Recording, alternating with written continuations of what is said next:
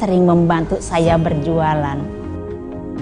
Dengan rezeki yang didapat, saya juga tak lupa untuk berbagi. Alhamdulillah, pesanan makin banyak.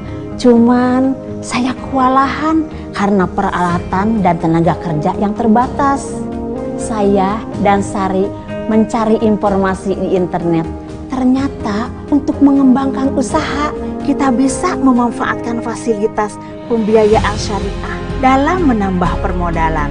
Prosesnya mudah dan tidak memberatkan. Pastinya saya pilih yang sudah terdaftar dan berizin di OJK. Kini usaha saya semakin maju. Saya juga dapat berbagi rezeki bersama orang lain dengan membuka lapangan pekerjaan. Menurut saya, bekerja adalah bagian dari semangat untuk meraih masa depan yang lebih baik. Selebihnya, kita bertawakal kepada Sang Pencipta.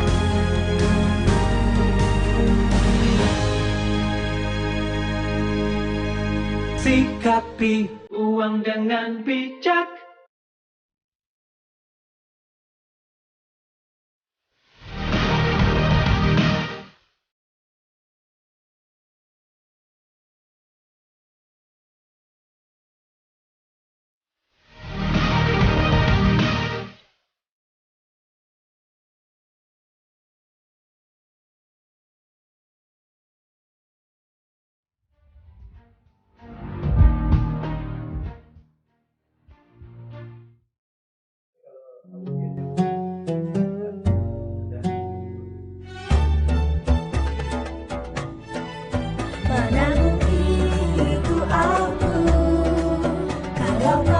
Seperti aku, kawan, yuk mari kita menabung.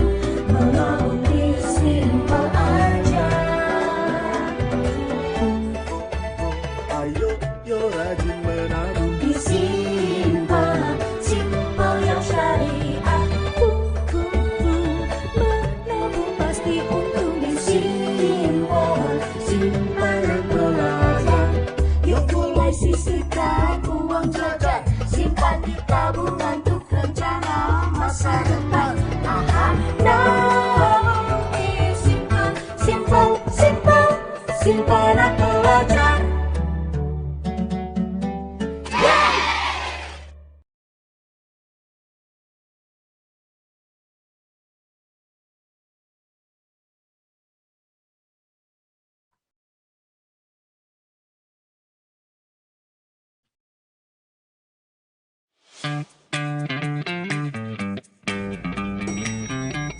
Hai, saya Andre. Saya ingin berbagi pengalaman ketika mengembangkan usaha saya hingga seperti saat ini.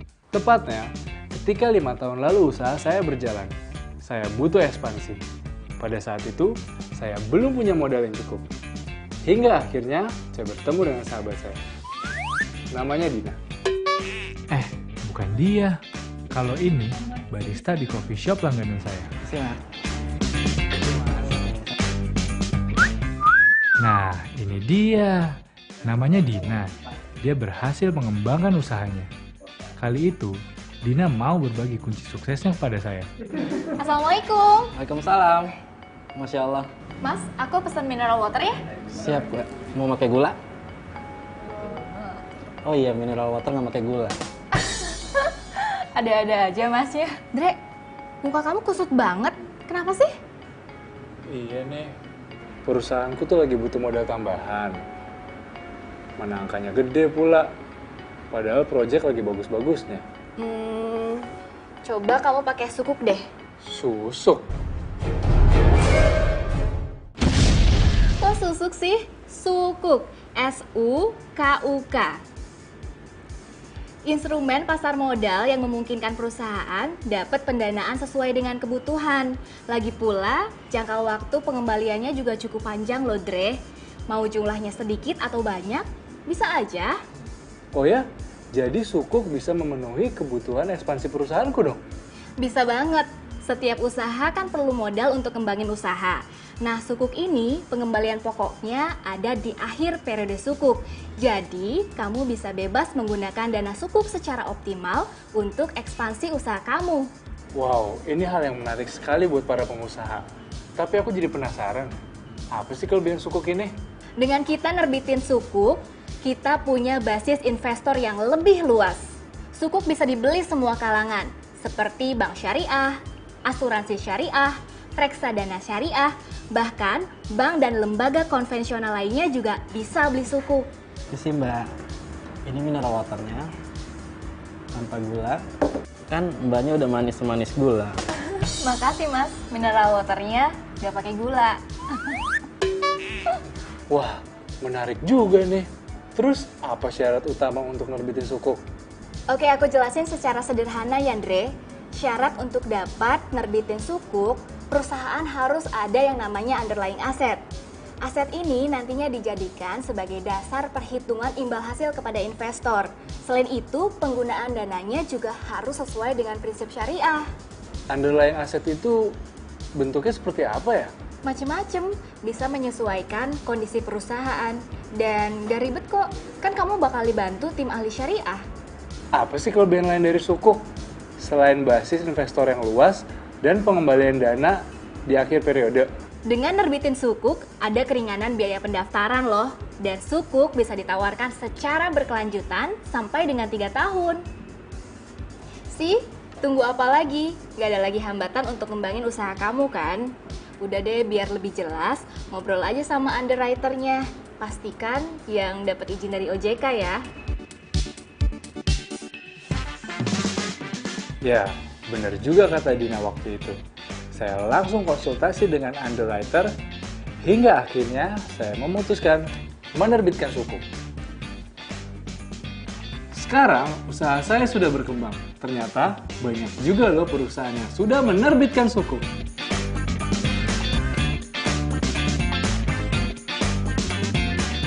Jadi, jangan ragu lagi. Ayo terbitkan sukuk. Solusi permodalan untuk Indonesia maju.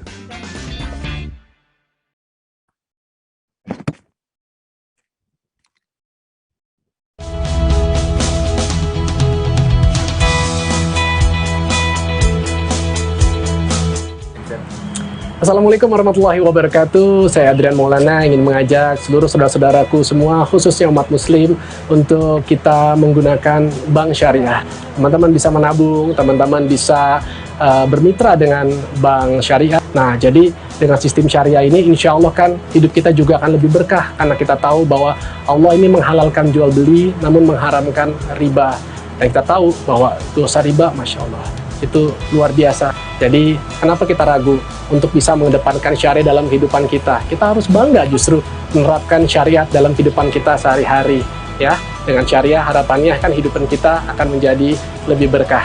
Saya bisa, kenapa teman-teman nggak bisa? Ayo sama-sama, kalau bukan kita siapa lagi, ya? Berkah berbank syariah.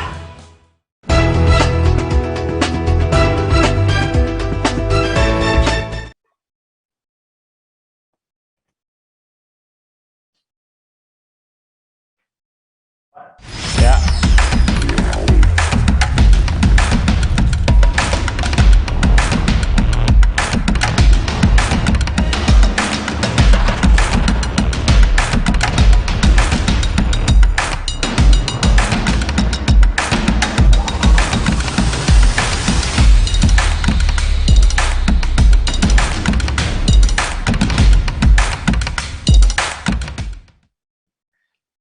Assalamualaikum warahmatullahi wabarakatuh. Selamat pagi, salam semangat dan salam sehat. Selamat datang di dalam acara Gebiar Ramadan Nusantara 1443 Hijriah persembahan OJK Kantor Regional 7 Sumatera Bagian Selatan di dalam acara webinar edukasi keuangan syariah mengenal OJK dan produk layanan perbankan syariah kepada santriwan dan santriwati pondok pesantren. Mungkin yang sudah hadir boleh kasih tepuk tangan terlebih dahulu. Baiklah para hadirin yang berbahagia, tentu saja di pagi hari yang indah ini, saya Vano Tahalele, saya akan menjadi pemandu acara Anda. Dan acara kali ini tentu saja dipersembahkan oleh Otoritas Jasa Keuangan, Kantor Regional 7 Sumatera Bagian Selatan. Baiklah, tentu saja tidak perlu berlama-lama, saya ingin sampaikan juga bahwa acara ini disiarkan secara langsung di seluruh platform sosial media Sriwijaya Post dan juga Tribun Sumsel. Acara ini merupakan rangkaian daripada Gebiar Ramadan Nusantara 1443 Hijriah yang diadakan oleh OJK, Kantor Regional 7 Sumatera Bagian Selatan, di mana diadakan dari hari awal bulan Ramadan, yaitu ada berbagai macam acara, salah satunya seperti ada rangkaian webinar, kemudian ada lomba cerdas cermat, kemudian ada literasi keuangan bagi ibu-ibu pengusaha pemula, dan banyak sekali, dan tentu saja puncaknya pada hari ini. Baiklah Bapak Ibu hadirin, tentu saja sebelum mengawali saya ingin menyapa terlebih dahulu para tamu undangan yang sudah hadir secara virtual. Pertama saya ingin ucapkan selamat datang dan selamat bergabung tentu saja kepada Kepala OJK Kantor Regional 7 Sumatera Bagian Selatan yang terhormat Bapak Untung Nugroho. Selamat pagi Pak Untung, sudah bergabung. Assalamualaikum. Ya. Assalamualaikum. Iya, apa kabar Pak? Baik, alhamdulillah. Alhamdulillah. Baiklah, kemudian juga sudah bergabung saat ini yaitu pimpinan Pondok Pesantren Aulia Cendikia Palembang yang terhormat Ustadz Kiai Haji Hendra Zainuddin. Assalamualaikum Pak Ustadz. Sudah bergabung? Dan tentu saja juga sudah bergabung pagi hari ini yaitu pimpinan PT Bank Syariah Indonesia TBK Area Palembang yang terhormat Bapak Zul Hafmi AR. Baik, Pak Zul sudah hadir? Sudah bergabung, dan Sudah, juga baik. Apa kabar Pak? Alhamdulillah sehat. Assalamualaikum Pak Untung. Iya, dan juga Ya. iya, dan tentu saja juga sudah hadir salah satu narasumber kita yaitu yang terhormat Ibu Andes Novita Sari selaku Kepala Bagian Kemitraan Ekonomi Otoritas Jasa Keuangan Kantor Regional 7 Sumatera Bagian Selatan. Selamat pagi Mbak Andes. Selamat pagi, Mas. Assalamualaikum. Assalamualaikum. Baiklah, sebelum memulai rangkaian acara pagi hari ini, saya ingin menyampaikan beberapa tata tertib tentu saja, karena nanti ada sesi tanya jawab. Saya ingin menyampaikan bahwa seperti ini, tata tertibnya yang pertama, mohon matikan mikrofon Anda, kecuali Anda diberikan kesempatan untuk berbicara. Kemudian mohon aktifkan kamera Anda selama acara berlangsung, terlebih khusus pada saat sesi foto bersama nanti. Dan gunakan virtual background yang sudah disediakan panitia, dan jangan lupa nanti di akhir acara itu akan ada quiz, di Kahoot juga ada tes, dan tentu saja, nah ini ada kabar gembira juga bagi para peserta, bagi para santriwan dan santriwati, bahwa para peserta santriwan dan santriwati hari ini akan difasilitasi simpanan pelajar syariah yang akan difasilitasi oleh OJK Kantor Regional 7 Sumatera Bagian Selatan dan juga PT Bank Syariah Indonesia. Baiklah Bapak Ibu hadirin, tentu saja untuk mengawali rangkaian acara kita pada pagi hari ini, mari bersama-sama kita menundukkan kepala dan menengadahkan tangan kita akan memohon bimbingan dan tuntunannya agar acara ini berjalan dengan lancar. Kita akan bersama-sama berdoa, dan doa kali ini akan dipimpin oleh yang terhormat Bapak Imam Nurohim. Warahmatullahi wabarakatuh. Marilah sejenak kita bersama-sama menundukkan kepala, bermunajat kepada Tuhan agar kegiatan kita pada hari ini diberkahi dan bisa berjalan dengan lancar. Bagi yang muslim akan saya pimpin, dimohon yang selain-lainnya untuk menyesuaikan. Bismillahirrahmanirrahim. Alhamdulillahirabbil alamin. Allahumma shalli ala sayyidina Muhammad wa ala ali sayyidina Muhammad. Ya Allah ya Rahman, pada hari ini kami menyelenggarakan acara ini dengan memohon ridho dan izin-Mu. Berkahilah semua langkah dan perbuatan kami, dan jadikan itu semua nilai ibadah dan nilai ilmu yang bermanfaat kepada kami. Ya Allah ya Wahid, Engkau yang maha mempersatukan, kami mohon perkuatkanlah persatuan di antara kami. Janganlah Engkau biarkan ada perpecahan di antara kami.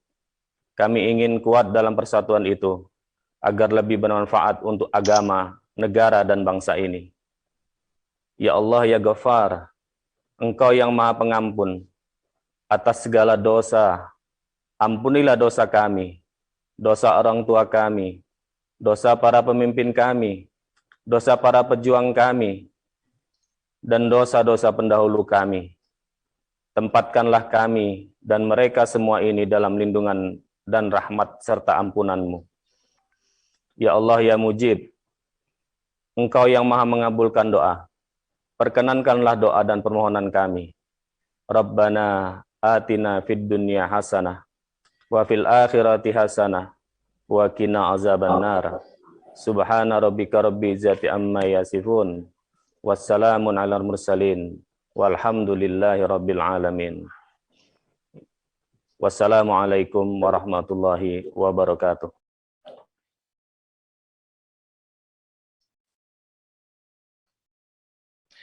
Baiklah Bapak Ibu hadirin dimanapun Anda berada saat ini, Anda masih menyaksikan acara webinar Gebiar Ramadan Nusantara 1443 Hijriah persembahan dari OJK Kantor Regional 7 Sumatera Bagian Selatan.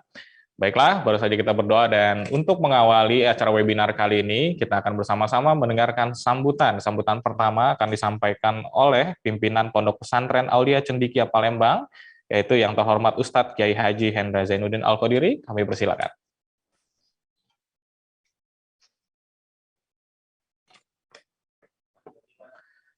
Izin Ustadz, suaranya masih mute. Ya.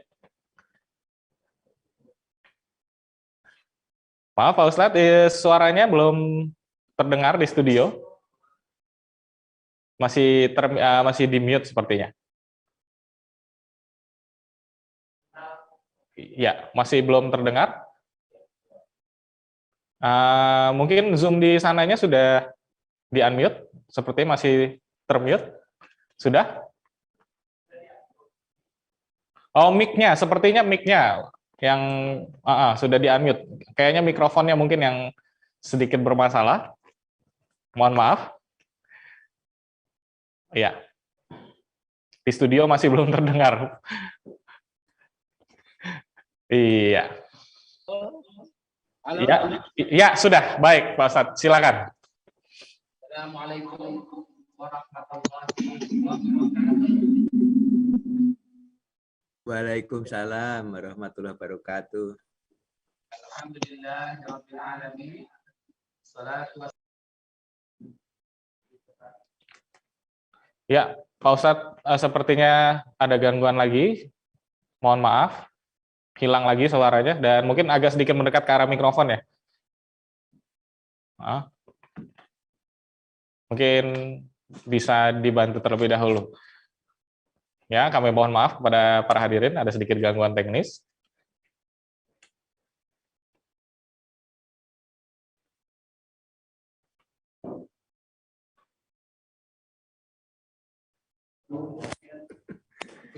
Iya, sepertinya masih ada sedikit kendala. Bagaimana?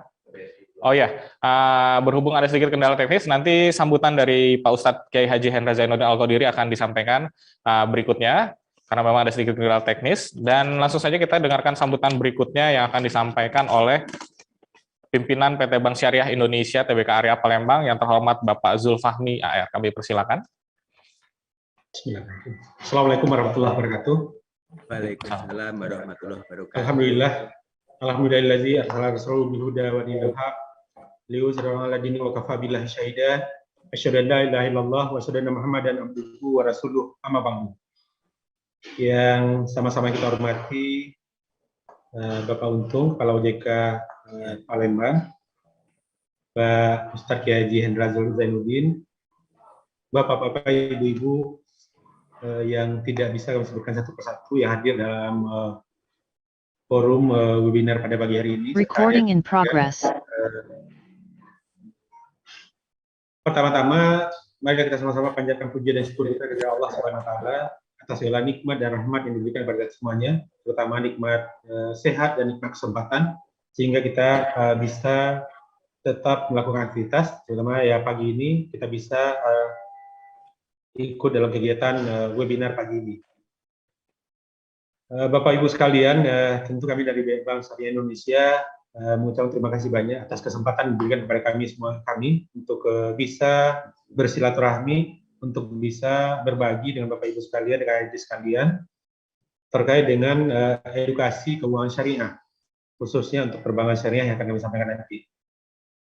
Mudah-mudahan tentu dengan kegiatan ini akan menambah pemahaman, akan menambah edukasi kita terkait dengan apa itu perbankan syariah dan produk-produknya. Mudah-mudahan dengan ini bisa membantu untuk percepatan pertumbuhan perbankan syariah di Indonesia ini. Kalau kita lihat bahwa perbankan syariah di Indonesia ini secara share-nya masih sangat kecil sekali. dibanding dengan perbankan konvensional yang sudah ada, yang selama ini yang hidupnya sudah sangat lama sekali. Sehingga untuk ini perlu percepatan, perlu perlu secara masif untuk lebih mensosialisasikan kepada masyarakat. Dan tentu harapan kami dengan kegiatan pada pagi hari ini bisa menjadi kami berharap tentu setelah ada webinar ini bisa sebagai perpanjangan mulut, bisa sebagai perpanjangan informasi di tengah-tengah masyarakat, baik itu di lingkungan pondok, di lingkungan masyarakat dan lain sebagainya. Mungkin untuk pembuka awal ini itu yang dapat kami sampaikan. Sekali lagi terima kasih atas kesempatan diberikan ke BSI untuk bisa sharing pada pagi hari ini. Terima kasih. Assalamualaikum warahmatullahi wabarakatuh. Waalaikumsalam. Baik, bagaimana dengan Pak Ustadz Hendra, sudah terhubung kembali? Assalamualaikum Pak Ustadz, sudah terhubung kembali?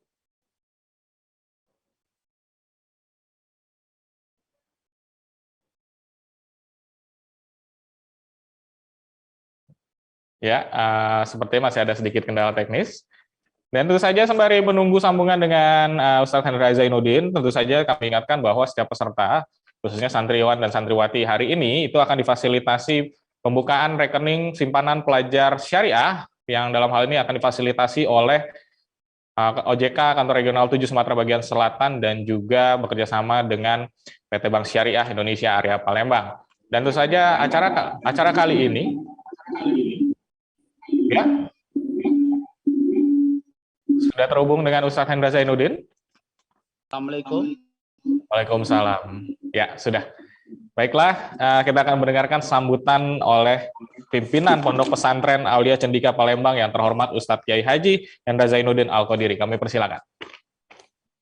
Assalamualaikum warahmatullahi wabarakatuh. Waalaikumsalam warahmatullahi wabarakatuh. Alhamdulillahi alamin. Salatu wassalamu ala asrafil anbiya'i wal mursalin wa ala alihi wa sahbihi ajma'in.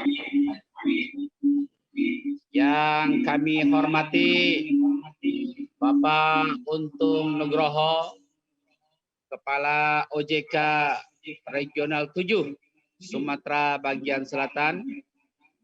Kita doakan mudah-mudahan Pak Untung Nugroho berserta seluruh staf jajaran OJK Region 7 Sumatera Bagian Selatan selalu diberikan oleh Allah kesehatan lahir dan batin, dan diberikan oleh Allah kesehatan untuk terus memberikan yang terbaik untuk bangsa ini.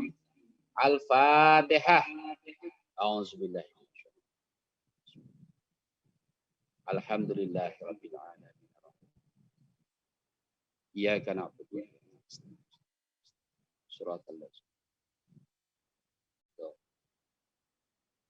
Yang kami hormati Bapak Zulfahmi AR selaku Area Manager PT BS Bank Syariah Indonesia.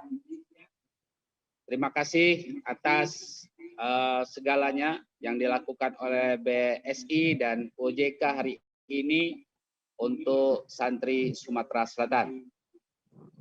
Yang kami hormati Ibu Andes selaku pemateri hari ini, pimpinan pondok pesantren yang hadir pada kesempatan webinar hari ini, para pejabat Sumatera Selatan, para pejabat organ hilir yang hadir ya, mungkin ada kabupaten lain.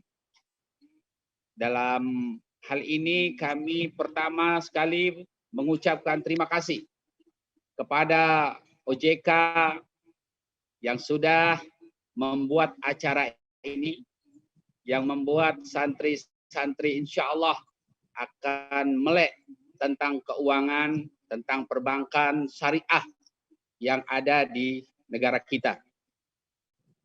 Hari ini saya dan keluarga besar pesantren se-Sumatera Selatan tentu mengapresiasi ya kegiatan yang dilakukan oleh OJK.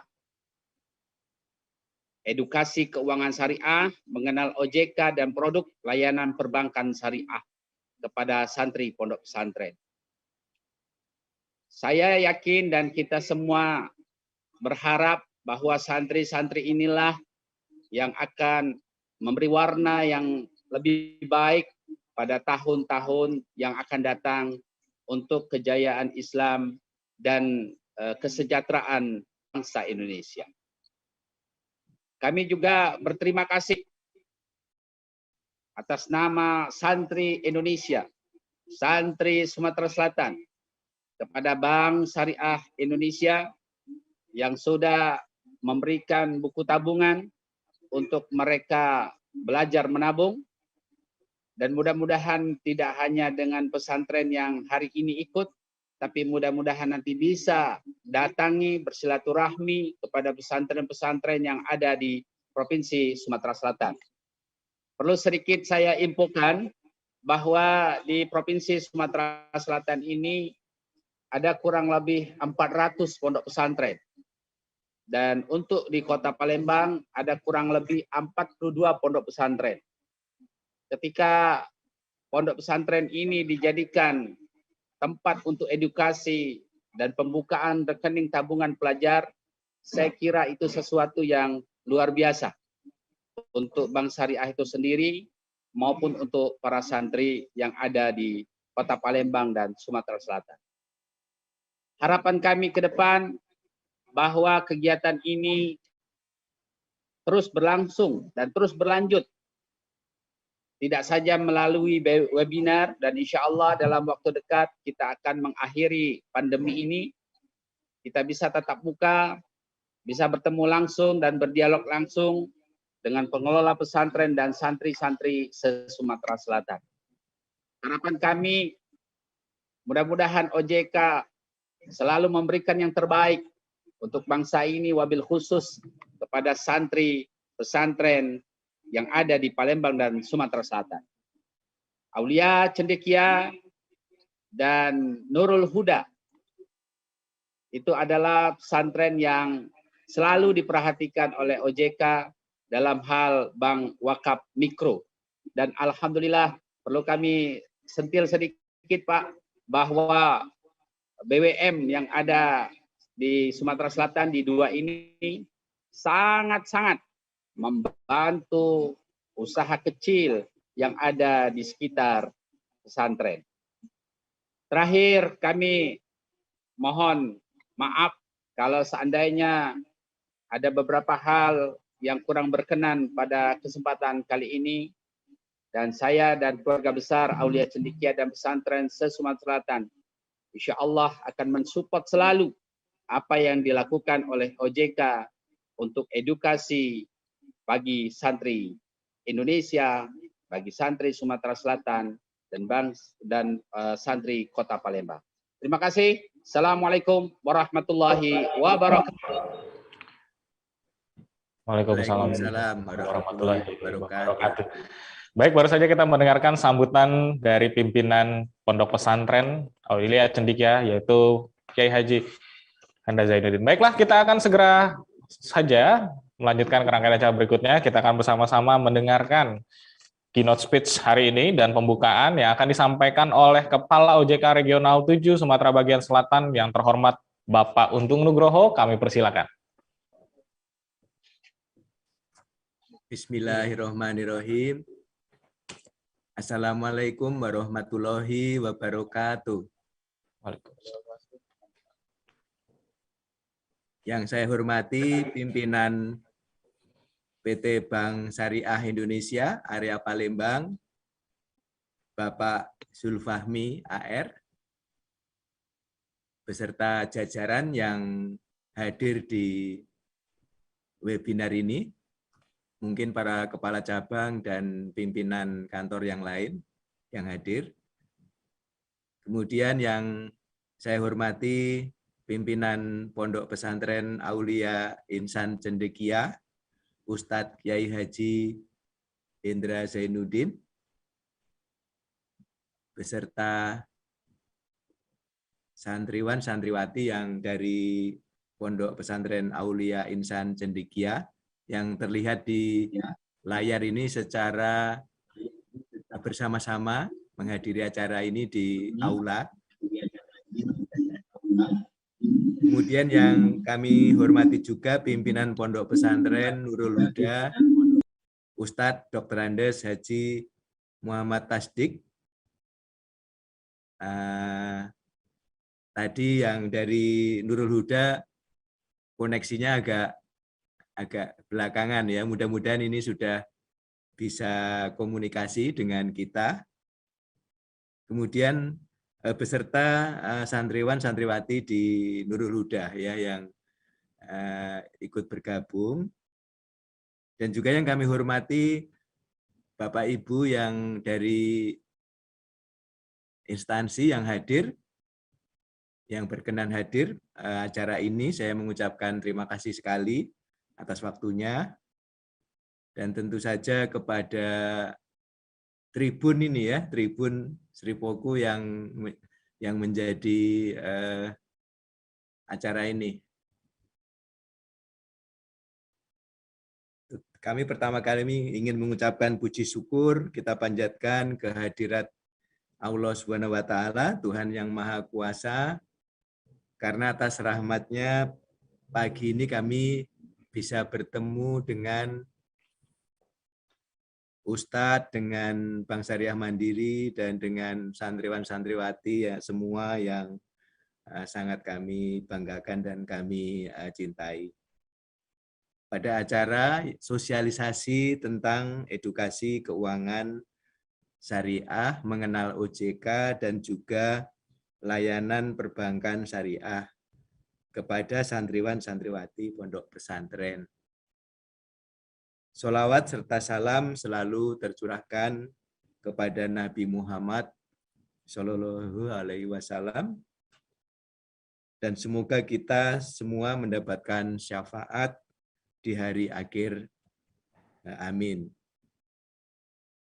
Bapak, Ibu, dan adik-adik santriawan santriwati yang kami sayangi, saat ini ilmu mengenai keuangan ini merupakan salah satu pengetahuan yang harus dipahami oleh setiap orang ya, tidak kecuali para santriawan santriwati ya. Jadi bukan hanya yang sekolah di sekolah biasa, tapi sama saja untuk para santriawan dan santriwati juga saya kira hal ini juga dipelajari juga di pesantren.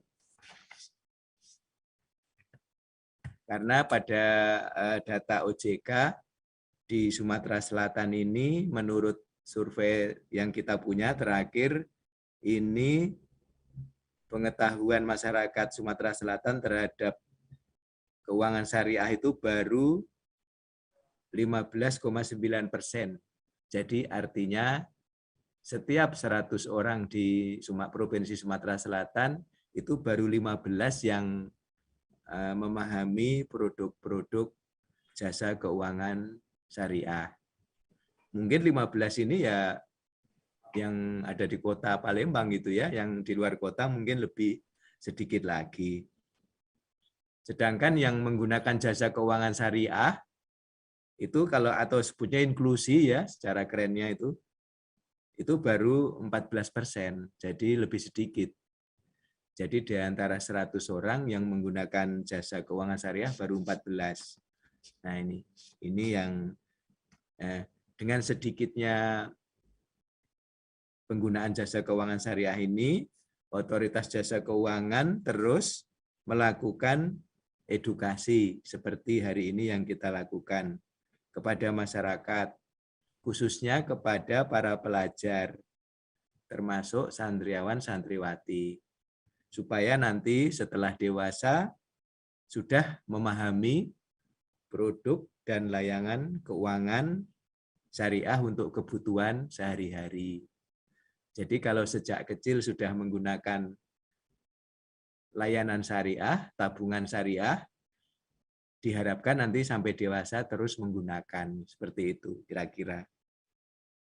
Bapak, Ibu, dan adik-adik santriawan santriwati yang kami sayangi, Otoritas Jasa Keuangan ini merupakan lembaga independen didirikan dengan undang-undang yang fungsi dan tugasnya itu melakukan pengaturan, pengawasan, dan perlindungan konsumen di jasa keuangan. Nah, fungsi-fungsi ini dilaksanakan oleh OJK tentu saja bekerja sama dengan pemerintah dan instansi lainnya, termasuk di dalamnya dengan akademisi dan pondok pesantren. Nah, ini untuk melaksanakan tugasnya. Nah, dalam rangka melindungi konsumen, ini OJK selama ini telah gencar melakukan edukasi mengenai produk-produk dan layanan jasa keuangan yang ada di Indonesia itu apa saja, khususnya kepada para pelajar itu ya. Sebagai contoh, ada program tabungan simpanan pelajar atau simpanan pelajar IB Syariah ini ya. Ini merupakan tabungan untuk siswa dengan persyaratan mudah dan sederhana serta fitur yang menarik untuk mendorong budaya menabung sejak dini.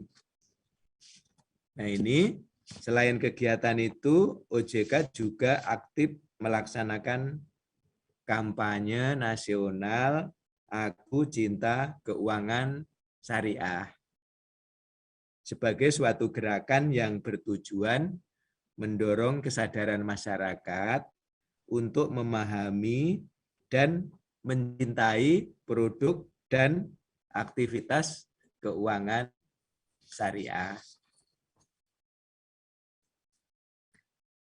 Nah, ini salah satu programnya yang dilakukan OJK adalah dengan memaksimalkan peran pondok pesantren dalam pemberdayaan ekonomi umat, terutama yang berada di lingkungan sekitar pondok pesantren. Tadi disampaikan oleh Ustadz Hendra, untuk Palembang, alhamdulillah sudah didirikan 2 bank wakaf mikro, yaitu di Pondok Pesantren Aulia Cendikia dan di Pondok Pesantren Nurul Huda.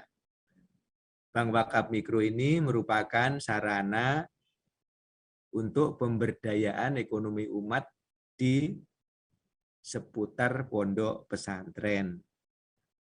Nah, ini kalau kita lihat datanya memang tidak begitu banyak ya, tapi insya Allah dengan peran sedikit ini mudah-mudahan membantu masyarakat seputar pesantren dan juga sebagai sarana untuk pendidikan latihan mengelola bank wakaf mikro di pesantren. Karena kalau melihat totalnya ya baru 455 juta kepada 388 nasabah. Namun ini walaupun sedikit, namun mencakup banyak orang. Ada 388 nasabah yang insya Allah bisa dibantu, walaupun mungkin sedikit-sedikit. Nah, untuk itu kami mengucapkan terima kasih dan menyampaikan apresiasi yang sangat besar kepada Pondok Pesantren Aulia Cendikia dan Pondok Pesantren Nurul Huda atas peran sertanya dalam mengembangkan ekonomi kerakyatan yang berbasis syariah yang dimulai di sekitar pondok pesantren.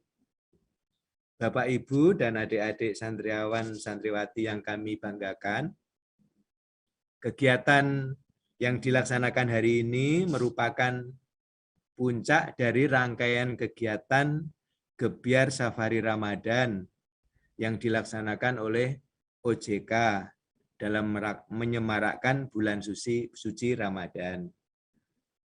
Kegiatan ini sudah dimulai di awal Ramadan dengan antara lain podcast Sahur Berkah Bareng, kemudian ada bedah produk keuangan syariah, ada kontes keuangan syariah di bulan Ramadan, kemudian ada juga webinar edukasi keuangan syariah, kemudian Gebiar Ramadan Nusantara dengan narasumber dari para praktisi keuangan syariah, dan lain-lain. Nah, khusus yang kita ikuti hari ini di Palembang, ini adalah bersama dengan Pondok Pesantren Aulia Cendikia dan Nurul Huda. Bapak, Ibu, dan adik-adik santriawati yang kami sayangi, akhir kata kami mewakili OJK mengucapkan terima kasih dan memberikan apresiasi atas dukungan berbagai pihak yang telah membantu terlaksananya kegiatan ini. Semoga kegiatan semacam ini dapat terus dilaksanakan secara berkelanjutan di masa yang akan datang melalui kemitraan dengan berbagai pihak untuk mendorong pengembangan ekonomi dan keuangan syariah di Provinsi Sumatera Selatan. Demikian yang dapat kami sampaikan. Semoga cita-cita kita bersama mewujudkan Sumatera Selatan yang lebih maju dan lebih sejahtera dengan keuangan syariah senantiasa diberikan kemudahan. Akhirnya saya membaca pantun, pergi ke pasar yang cukup jauh, mampir ke masjid untuk sedekah. Santriawan, santriwati Sumatera Selatan terus bertumbuh, ilmu bertambah, berkah melimpah. Sekian, wassalamualaikum warahmatullahi wabarakatuh. Waalaikumsalam. Baik, keren sekali pantunnya Pak Untung. Memang kalau Pak Untung ini pasti selalu ada pantun. Baiklah, terima kasih kami ucapkan kepada Kepala OJK Regional 7 Sumatera Bagian Selatan yang terhormat Bapak Untung Nugroho. Baiklah, kita akan segera memasuki materi yang tentu saja akan disampaikan oleh narasumber-narasumber yang prominent, yang sudah ahli di bidangnya. Namun, sebelumnya saya minta kepada seluruh peserta, jangan kemana-mana dulu. Mohon aktifkan kamera Anda, kita akan foto terlebih dahulu ya. Oke, kita akan foto bersama terlebih dahulu, bersama dengan Pak Untung Nugroho, juga beserta Ustadz Henry Zainuddin, dan bersama tentu saja Pak Zulfahmi AR dari PT Bank Syariah Indonesia. Baik, mohon diaktifkan kameranya semua. Iya, dan jangan lupa gunakan virtual background yang sudah dibagikan kepada para peserta oleh panitia penyelenggara. Baik, sudah siap?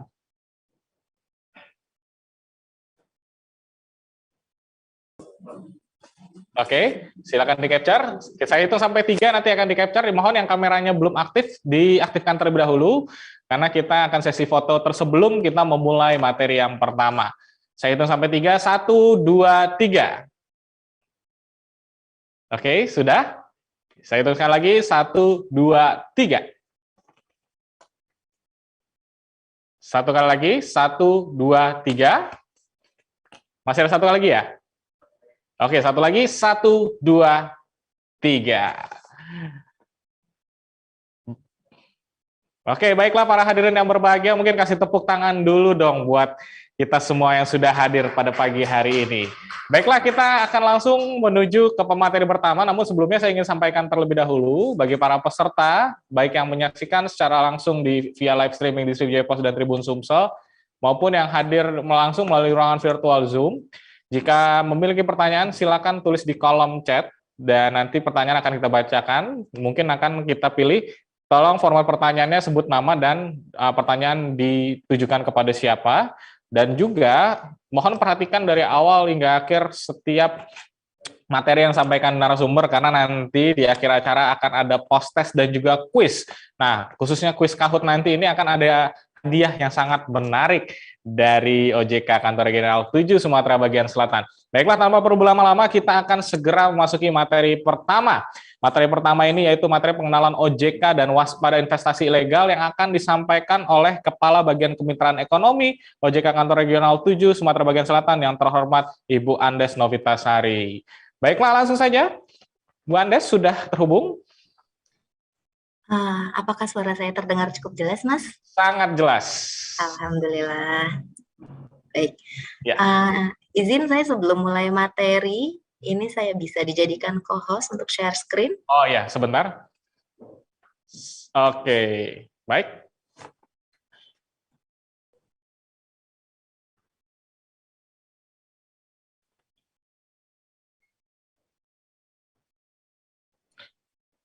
Ya, sembari menunggu, tentu saja sekali lagi saya ingatkan bagi para peserta santriawan dan santriwati bahwa hari ini para peserta akan difasilitasi pembukaan rekening simpanan pelajar syariah yang dipersembahkan oleh OJK Kantor Regional 7 Sumatera Bagian Selatan dan juga bekerja sama dengan PT Bank Syariah Indonesia. Baik, sudah?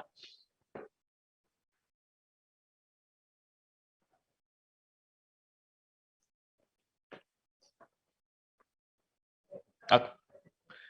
Ya. Mbak Andes, apa kabar Mbak Andes? Sehat? Alhamdulillah sehat, Mas. Iya, luar biasa.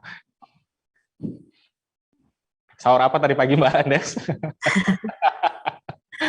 Semangat ya, tetap ya, masih pagi ini soalnya masih seger banget ya deh. Dan saya juga para peserta sudah tidak sabar untuk menantikan materi yang akan disampaikan oleh Mbak Andes. Baik, sudah dijadikan host, silakan langsung saja kita akan dengarkan materi yang pertama yang akan disampaikan oleh Kepala Bagian Kemitraan Ekonomi OJK Kantor Regional 7, yang terhormat Ibu Andes Novitasari. Kami persilakan. Baik. Materinya udah tampil di layar kan ya? Sudah, ya. Baik.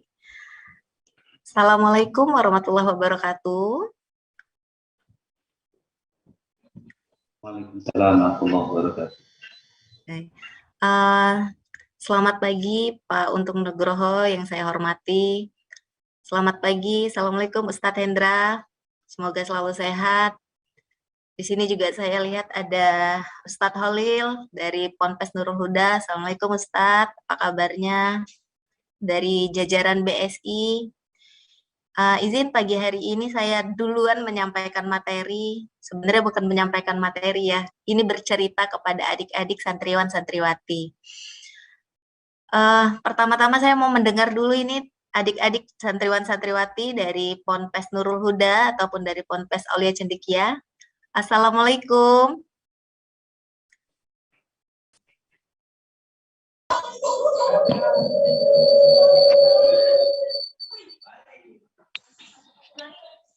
Terdengar cukup jelas ya suara Kakak Andes. Manggilnya Kakak Andes aja ya.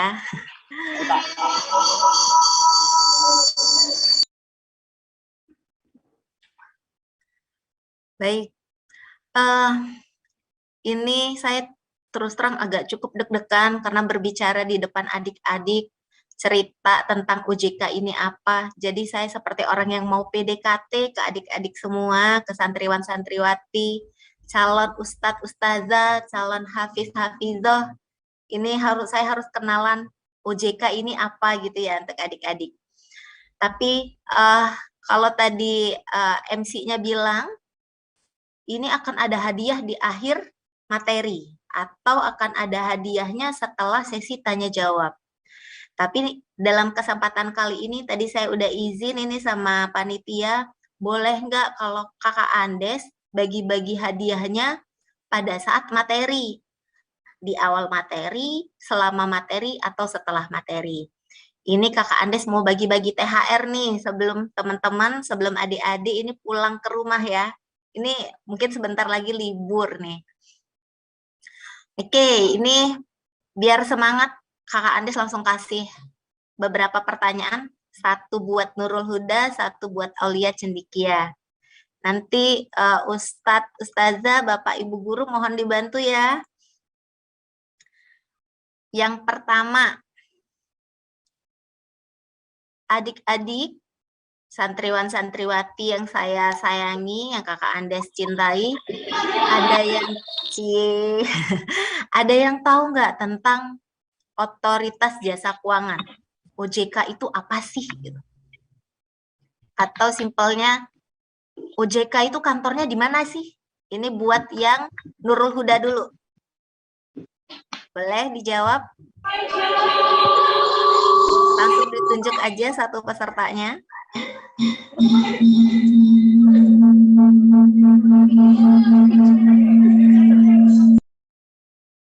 Bagaimana? Ada yang tahu dari Nurul Huda kantor OJK itu di mana sih? Kantor OJK Regional 7 ya, Sumatera Bagian Selatan. Ada yang tahu?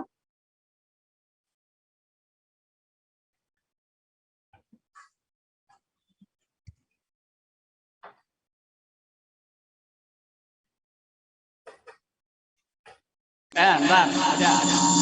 Ya. Di mana, Dek?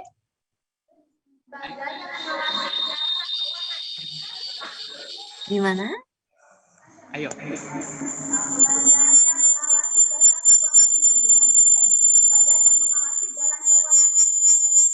Di jalan?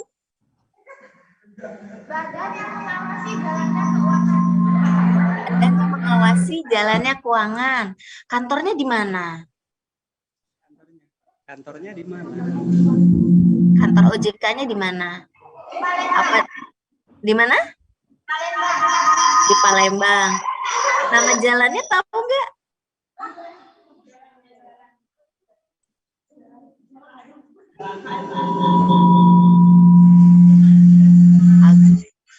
Tahunya di Palembang ya? Cuma tahu di Palembang. Oke. Nanti lain kali kalau ada kesempatan nanti mampir ke kantor OJK ya. Ya, insya Allah. Baik. Alhamdulillah. Nanti ini dapat vouchernya. Nanti kan dibukakan rekening tabungan ya sama teman-teman dari BSI. Nanti kakak Andes top up isinya jadi 200.000. Alhamdulillah. Oke. Nah, pertanyaan pembuka untuk adik-adik di Aulia Cendikia. Kan tadi Pak Untung sama Ustadz Hendra udah bilang ya, kalau Aulia Cendikia ini kan sering dikunjungi nih sama OJK. Terus ada yang namanya Bank Wakaf Mikro. Di mana kantornya Bank Wakaf Mikro Aulia Cendikia? Ada yang tahu nggak? Untuk teman-teman Aulia Cendikia.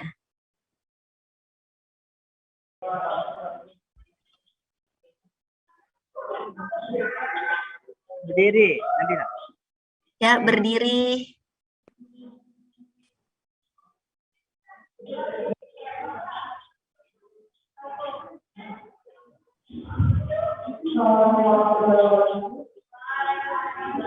Waalaikumsalam warahmatullahi wabarakatuh. Di mana alamatnya?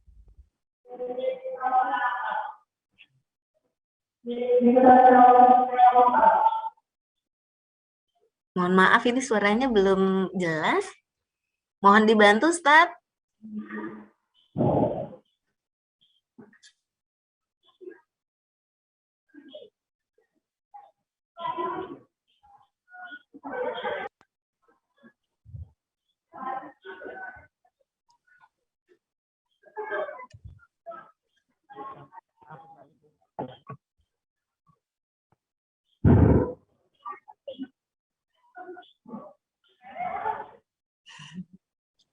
Gimana, Soal?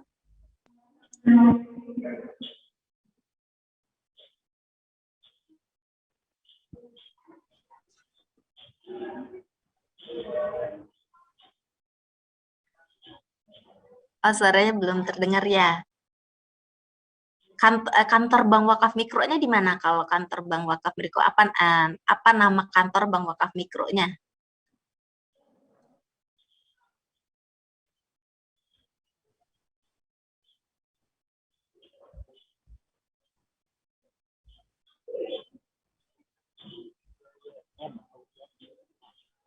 Oke.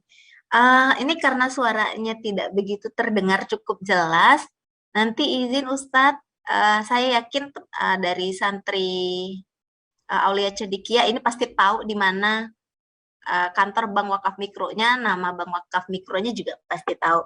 Nanti izin di kolom chat nanti bisa di-share namanya ya Ustadz ya, biar kita bantu untuk pengisian top up tabungan simpelnya. Baik, ini saya mulai materinya mengenai fungsi dan tugas Otoritas Jasa Keuangan.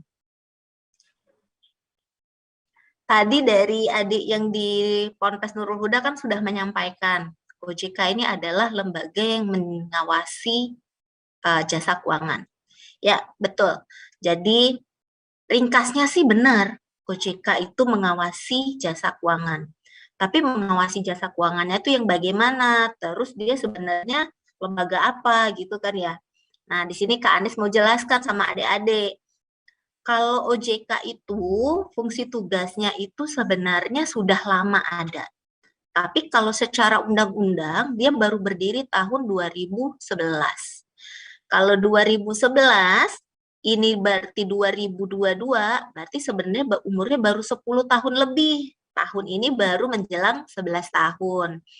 Tapi kalau secara pelaksanaan fungsi tugas, dia tugasnya udah lama nih. Loh, kenapa udah lama? Pada lembaga baru kok dibilang tugasnya udah lama. Karena tugas dari OJK ini sebelumnya ada di Bank Indonesia sama dari Kementerian Keuangan. Dulu Bank Indonesia itu punya beberapa fungsi tugas, di antaranya dia terkait dengan kebijakan moneter. Kemudian berikutnya dia juga terkait dengan sistem pembayaran. Dan yang ketiga terkait dengan pengawasan bank. Yang diawasin bank ya oleh Bank Indonesia sebelumnya. Nah, untuk pengawasan Bank Indonesianya itu yang dialihkan ke Otoritas Jasa Keuangan. Kemudian untuk dari Kementerian Keuangan, dia punya banyak fungsi tugas.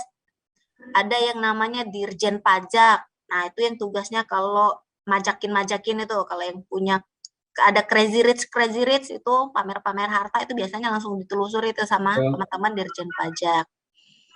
Kemudian ada pula namanya Dirjen Kekayaan Negara. Ada pula Bea Cukai. Nah, dan ada pula yang namanya Badan Pengawas Pasar Modal dan Lembaga Keuangan Non-Bank. Namanya Bapepam LK. Nah, yang Bapepam LK ini yang disebut dengan ini yang dialihkan fungsinya ke Otoritas Jasa Keuangan. Nah, kalau yang per tahun 2011 karena fungsinya ini semua udah beralih ke OJK, maka fungsi pengawasan di OJK itu sudah 3. Ada untuk perbankan, ada untuk pasar modal, ada untuk industri keuangan non-bank. Di mana fungsi itu tidak lagi di Bank Indonesia. Terus pertanyaannya, Bank Indonesia masih ngawasin bank nggak? Jawabannya tidak, karena kan tadi sudah beralih ke OJK. Kementerian Keuangan masih ngawasin nggak tentang pasar modal dan lembaga keuangan non-bank? Jawabannya juga tidak, karena sudah beralih juga ke OJK. Beralihnya per tahun 2011. Nah, lantas fungsi dan tugas OJK ini sebenarnya apa aja sih? Ini ada pertanyaan lanjutan. Nanti entah dari Nurul Huda atau dari Aulia Cidikia, ini tinggal di raise hand aja. Tolong Ustadznya dibantu ya Ustadz ya. Siapa yang bisa menjawab dicatat namanya. Fungsinya 3. Kalau kalau yang namanya Bank Indonesia atau yang berkenaan dengan duit kan ada yang namanya 3D ya. Ada yang tahu 3D itu apa aja? Slogannya, kepanjangan slogan dari 3D? Yang berkaitan dengan uang. Ayo adik-adik ada yang tahu 3D, 3D.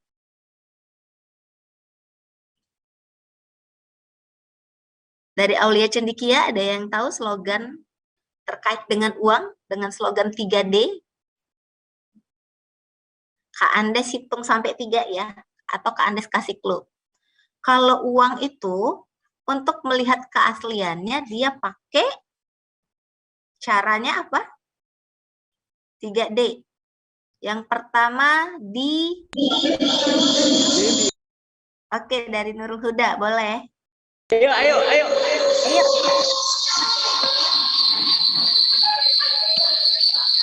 Sini.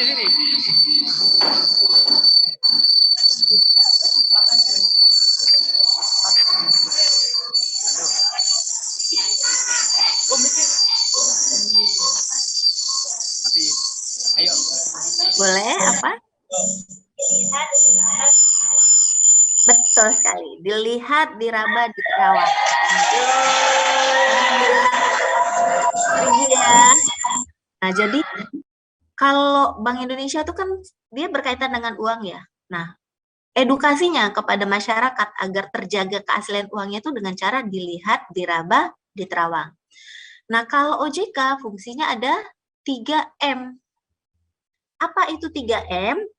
Di layar udah kelihatan ya. 3M. 3M itu mengatur, mengawasi, dan melindungi. Nah, yang diatur, diawasi, dan dilindungi itu yang seperti apa?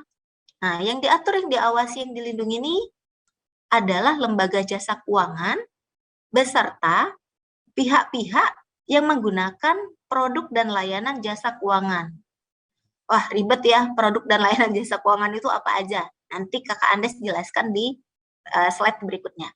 Jadi kalau pengaturan, pengawasan, tadi kan Kakak Andes tadi bilang kan ya, ada bank, kemudian ada pasar modal, kemudian ada industri keuangan non-bank. Nah, ini yang diatur dan yang diawasi itu dari sisi lembaganya, jadi dari sisi perusahaannya, itu OJK atur, OJK awasi. Kemudian dari sisi manajemennya, manajemen ini apa sih Kak Andes? Manajemen ini orang-orang yang mengatur atau menjalankan perusahaan. Jadi direksinya, pimpinan perusahaannya, atau mungkin ada pejabat-pejabat penting terkait di perusahaan. Nah, ini yang akan diawasi atau ini yang akan diatur dan diawasi juga oleh OJK. Nah, secara operasional, secara transaksi, secara kegiatan perusahaan itu sendiri, ini juga diawasi oleh OJK. Ngawasinnya gimana sih, Kak? Emang cuma dilihatin aja? Oh, enggak. Cara ngawasinnya itu dia lewat audit.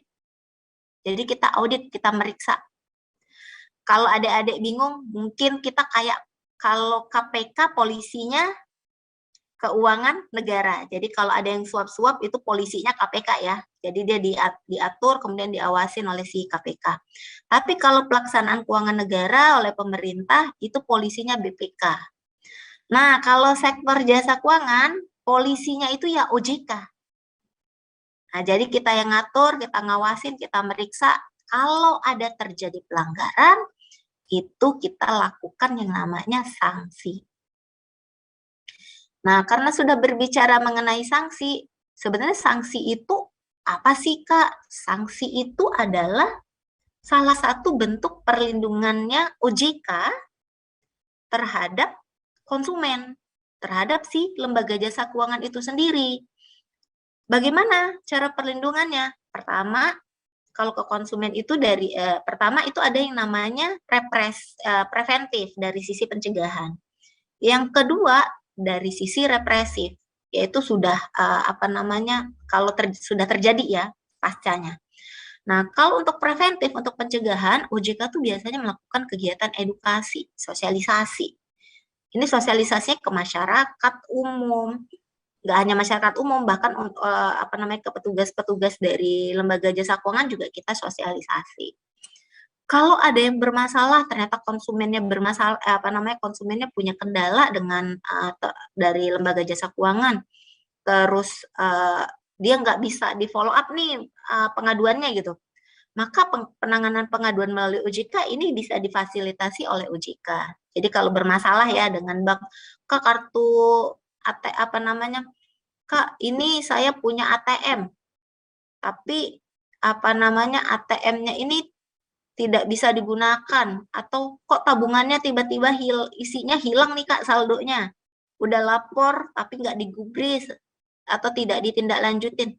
Adik-adik boleh lapornya ke OJK, nanti OJK bantu fasilitasi. Kok kenapa ini tabungannya adik ini bisa hilang, ada kesalahan di mana. Nah, kalau seandainya itu terbukti ada kesalahan atau ada indikasi pelanggaran dari lembaga jasa keuangan, maka OJK berwenang memberikan sanksi.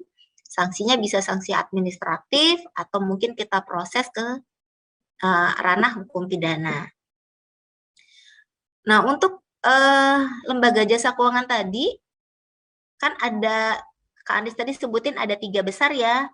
Ada sektor perbankan, kemudian ada sektor pasar modal, kemudian ada pula industri keuangan non-bank. Nah, kalau perbankan ini jenisnya ada 2. Ada bank umum, kemudian ada BPR. Tapi nggak ada bank toyib, ataupun abang-abang lainnya nggak ada. Bank somai nggak ada, bank bakso nggak ada. Ada cuma bank umum dan BPR. Daripada puasa ngomongin somai sama bakso pada lapar nih. Jadi cuma ada bank umum dan BPR. Ada yang syariah nggak? Ada. Ada juga yang syariah. Ada bank umum syariah, ada juga BPR syariah.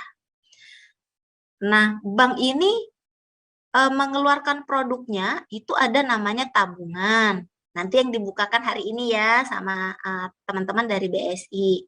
Kemudian ada pula produknya deposito, ada kredit. Nah, khusus santriwan-santriwati karena masih pelajar, usianya juga masih muda-muda semua, produk yang bisa digunakan adalah tabungan.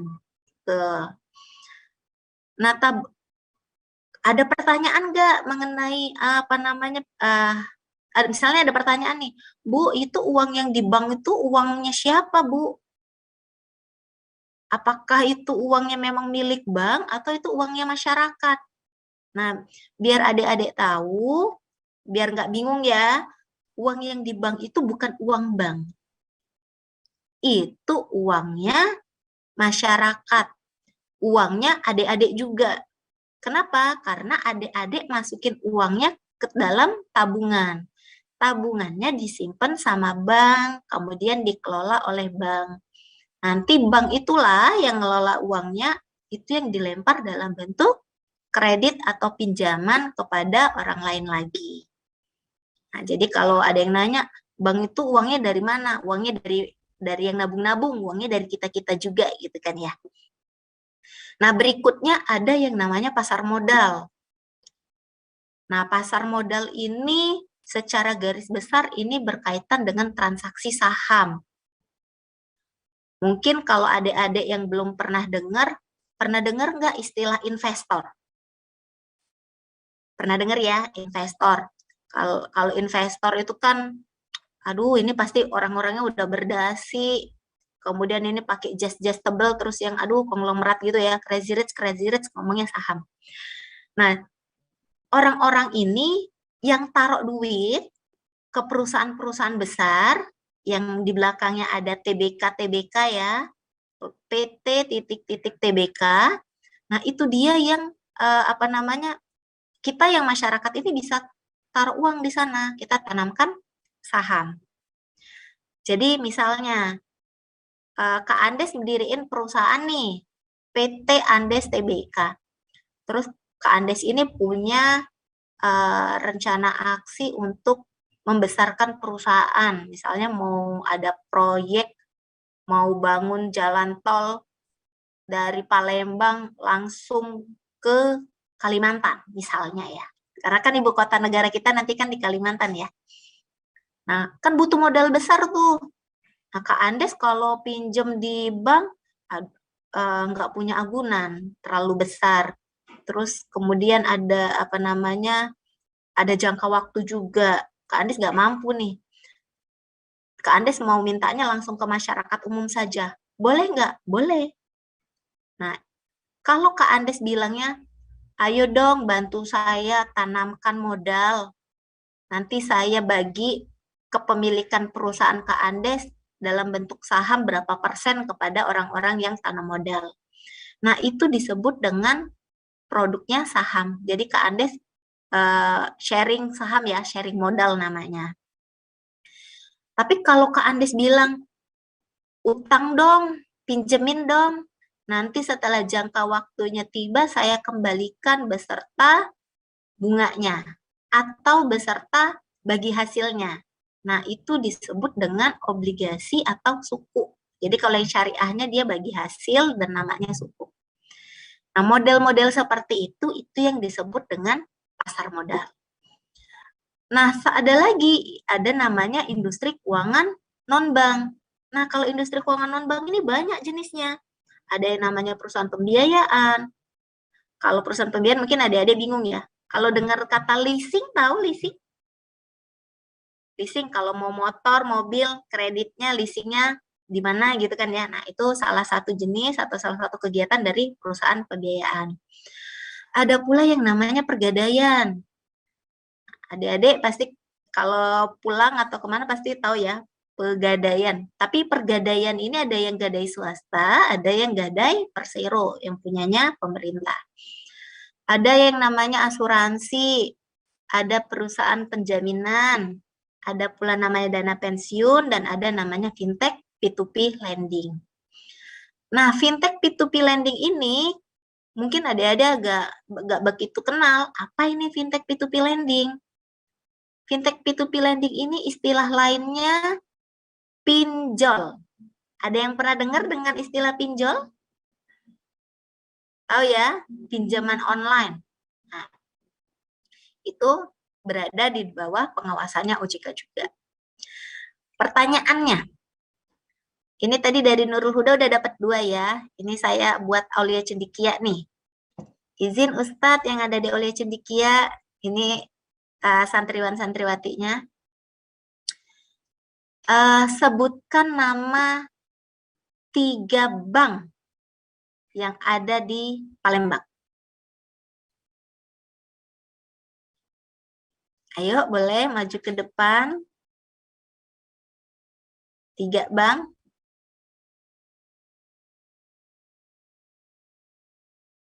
Boleh, silakan. Di luar tadi ya, di luar Bank Toyib, Bank Somai, Bank Bakso.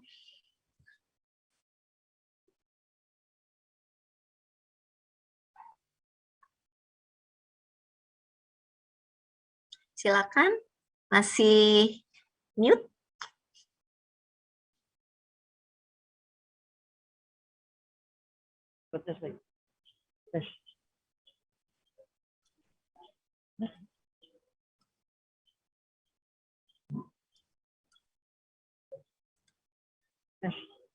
Ya, suaranya udah terdengar.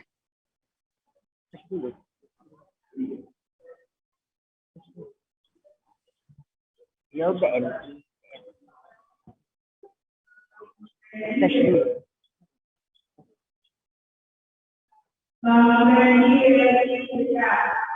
Betul.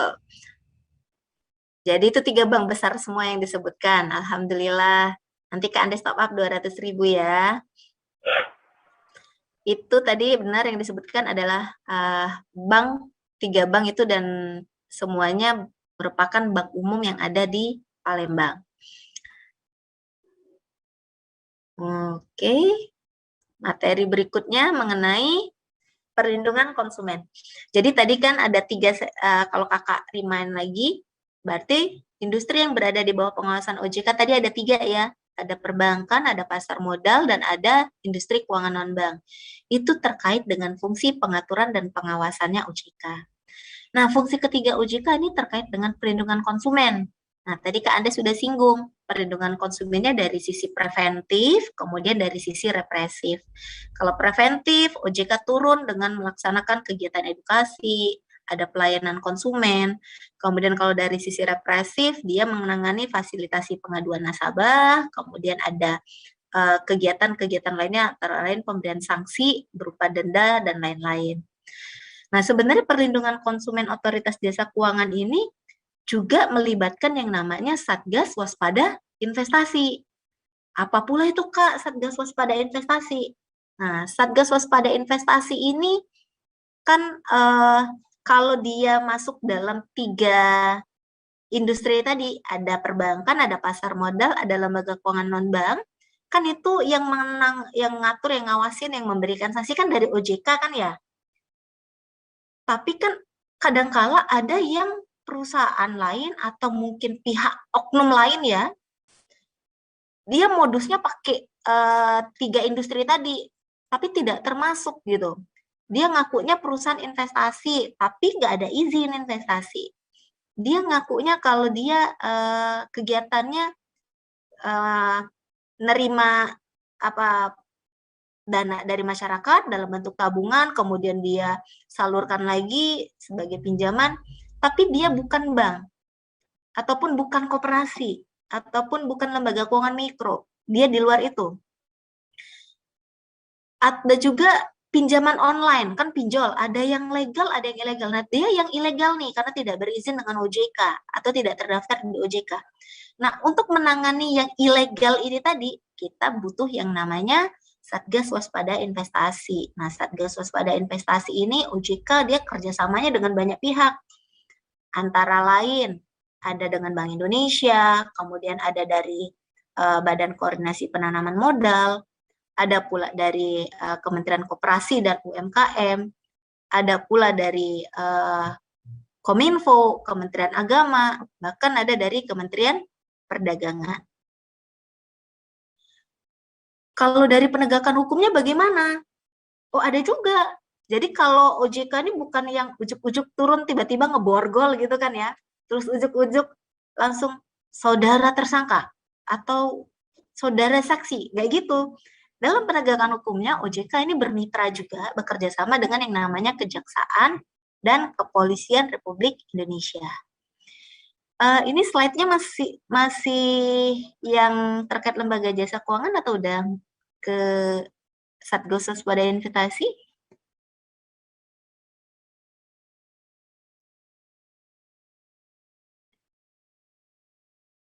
Mohon izin panitia yang tampil di layar. Yang tampil di layar sekarang lembaga jasa keuangan, Mbak. Oh gitu, oke. Saya stop share dulu ya, nanti saya coba share kembali.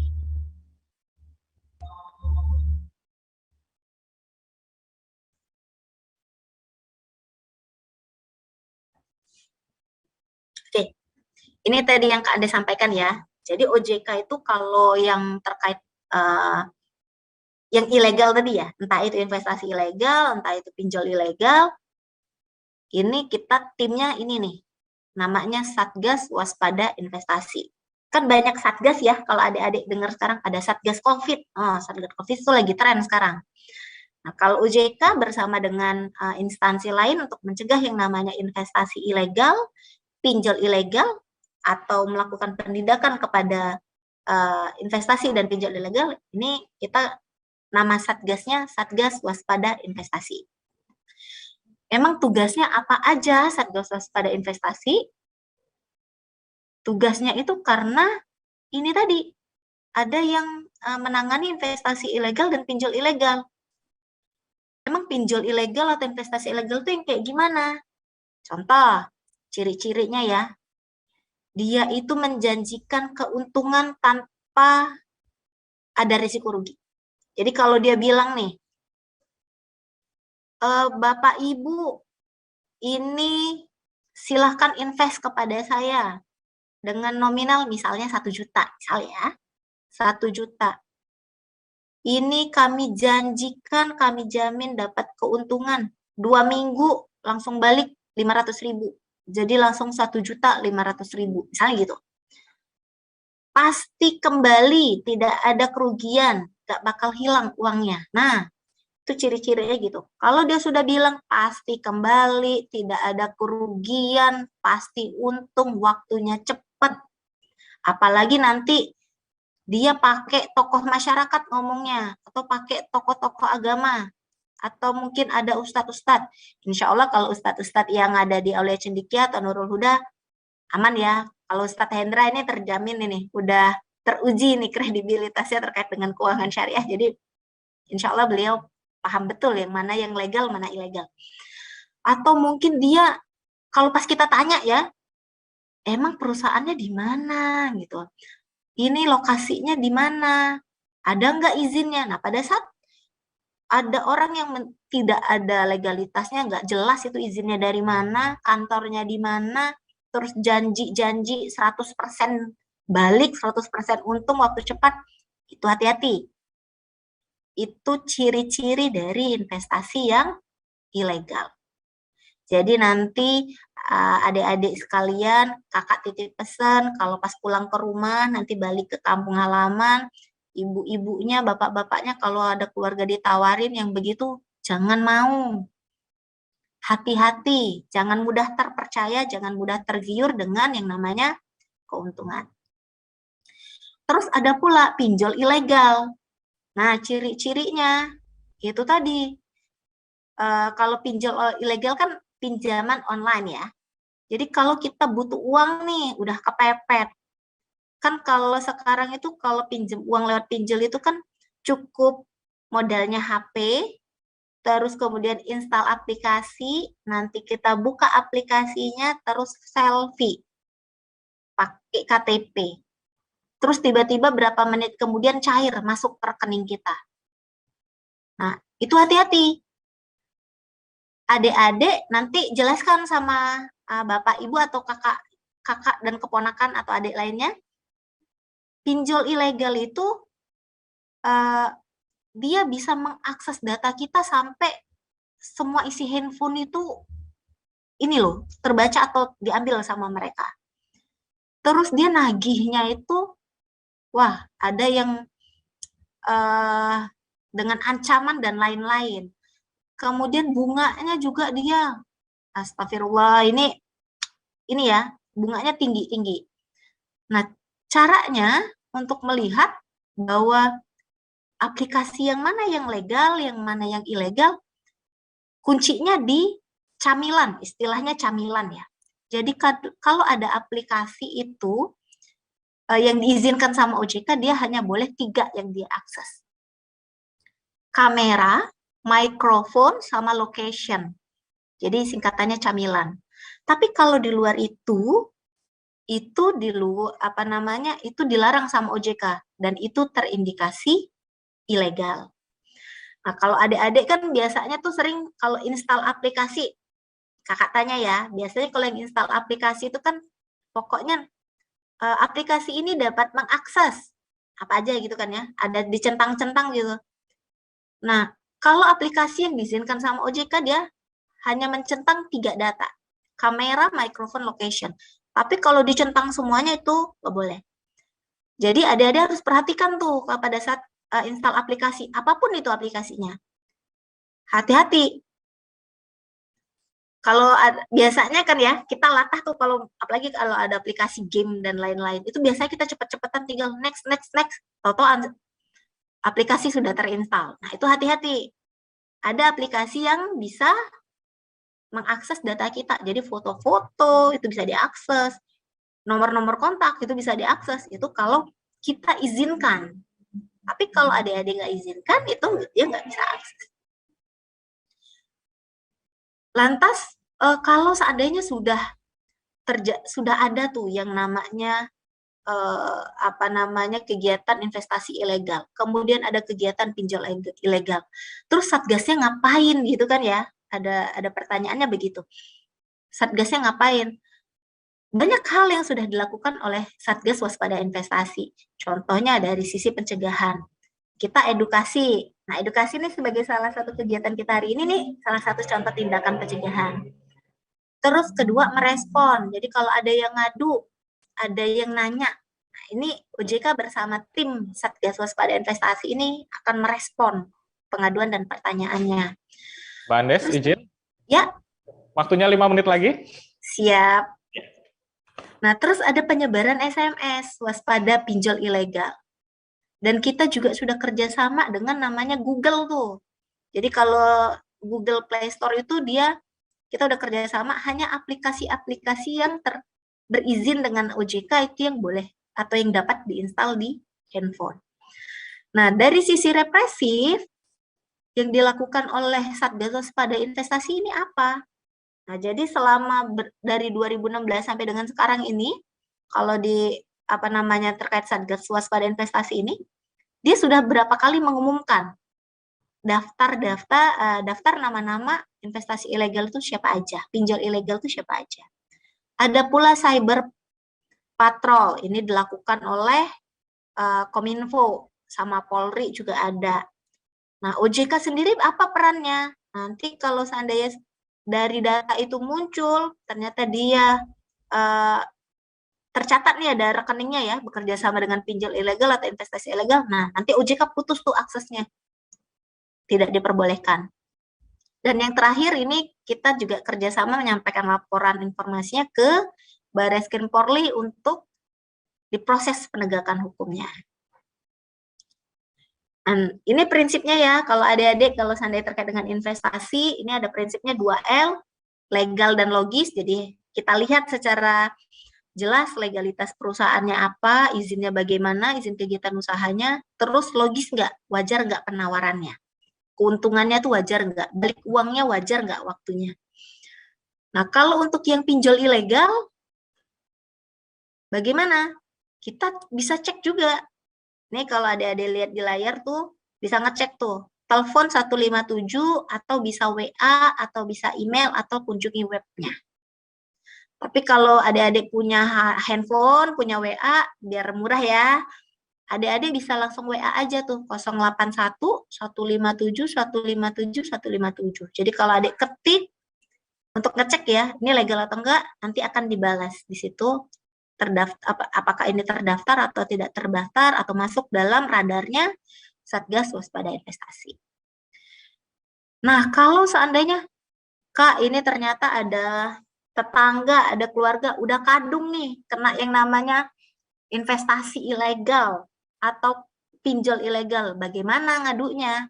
Nah, nanti ngadunya bisa lewat websitenya, ada patrolisiber.id, atau bisa email ke info@cyber.polri.go.id. Tapi kalau mau ke OJK, boleh juga melalui email waspadainvestasi@ojk.go.id. Bu, boleh nggak lapornya lewat OJK aja, karena susah kalau email? Boleh. Boleh lewat telepon tadi, lewat WA, atau kalau adik-adik bersedia berkunjung ke OJK, kami akan sangat senang dengan senang hati menerima adik-adik semua ke kantor OJK. Oke, sekian mungkin dari saya, dan mungkin untuk penutupnya, izin Mas MC, saya kasih 2 pertanyaan lagi ya, satu Nurul Huda, satunya Aulia Cendikia. Ini insya Allah kalau adik-adik yang mendengar paparan dari Kak Andes tadi bisa menjawabnya. Yang untuk dari Aulia Cendikia, apa kepanjangan dari SWI?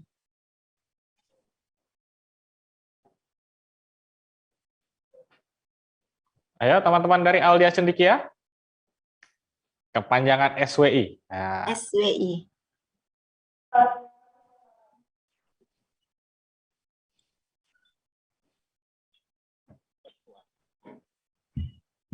Ya.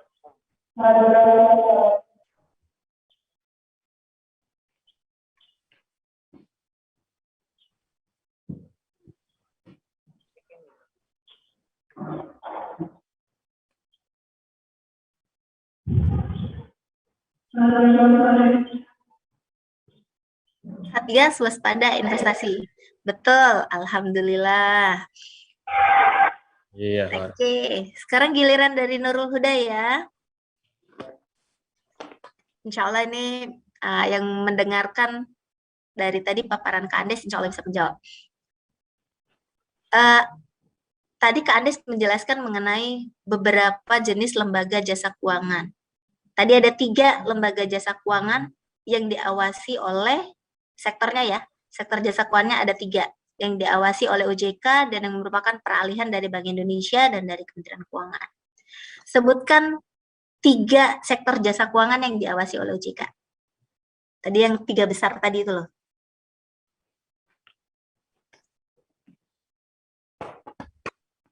Silakan dari adik-adik Nurul Huda.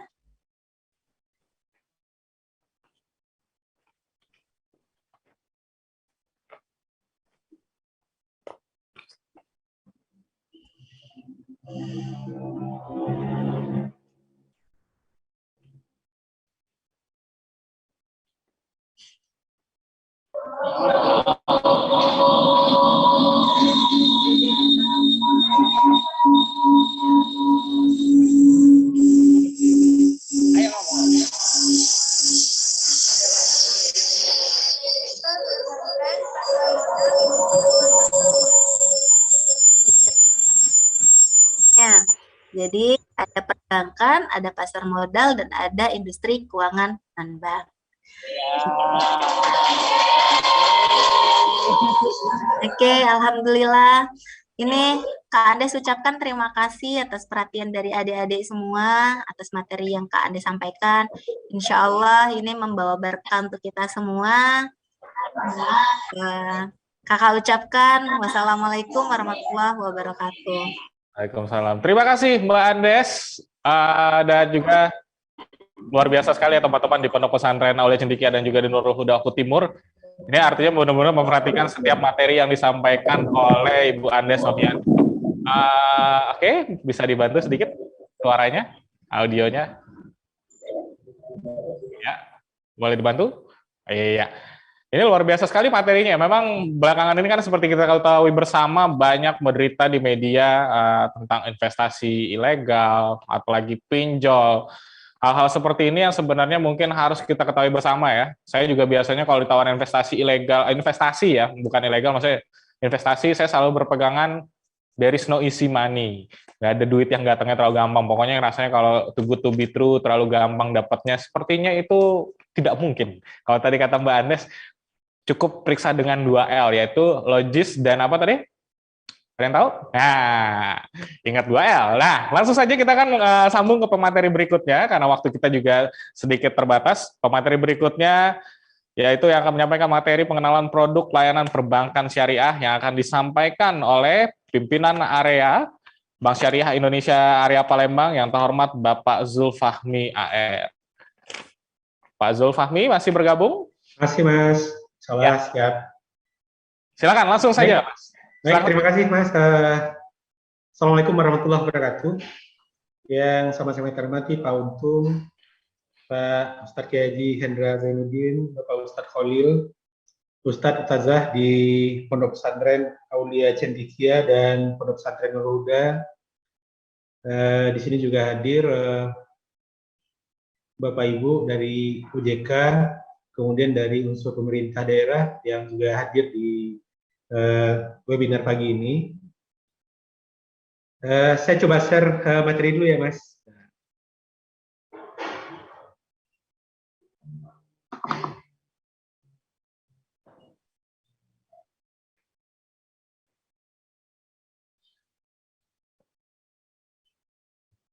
Ya, sudah tampil, Pak? Sudah ya, Mas.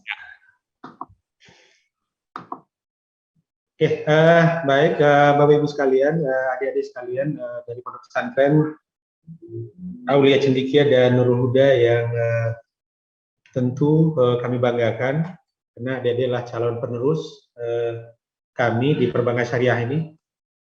Karena kalau melihat ke prospek perbankan syariah ke depannya, tentu ini menjadi harapan kita bisa tumbuh lebih besar dari saat ini. Tentu penerusnya adalah adik-adik sekalian. Karena kalau misalnya saya mungkin tinggal 5-10 tahun lagi, sehingga tentu butuh regenerasi. Tentu pada forum pagi ini kita ingin lebih mengenalkan ke adik-adik sekalian terkait apa itu perbankan syariah dan produk-produknya. Dengan lebih mengenal itu tentu akan menambah kecintaan adik-adik terhadap perbankan syariah. Sebelum kita masuk ke perbankan syariahnya, izinkan saya untuk memperkenalkan dulu adik-adik sekalian, apa sih itu Bank Syariah Indonesia? Bapak Ibu sekalian, adik-adik sekalian, bahwa Bank Syariah Indonesia itu umurnya pada saat ini baru 1 tahun 2 bulan lebih kurang. 1 tahun 3 bulan kalau sudah sampai akhir April ini. Karena memang kita didirikan pada tanggal 1 Februari tahun 2020. Itu berdirinya Bank Syariah Indonesia. Kenapa sih adanya Bank Syariah Indonesia ini? Tentu ada tujuannya yang menjadi dasar kenapa perbankan syariah ini diadakan, Bank Syariah Indonesia ini didirikan.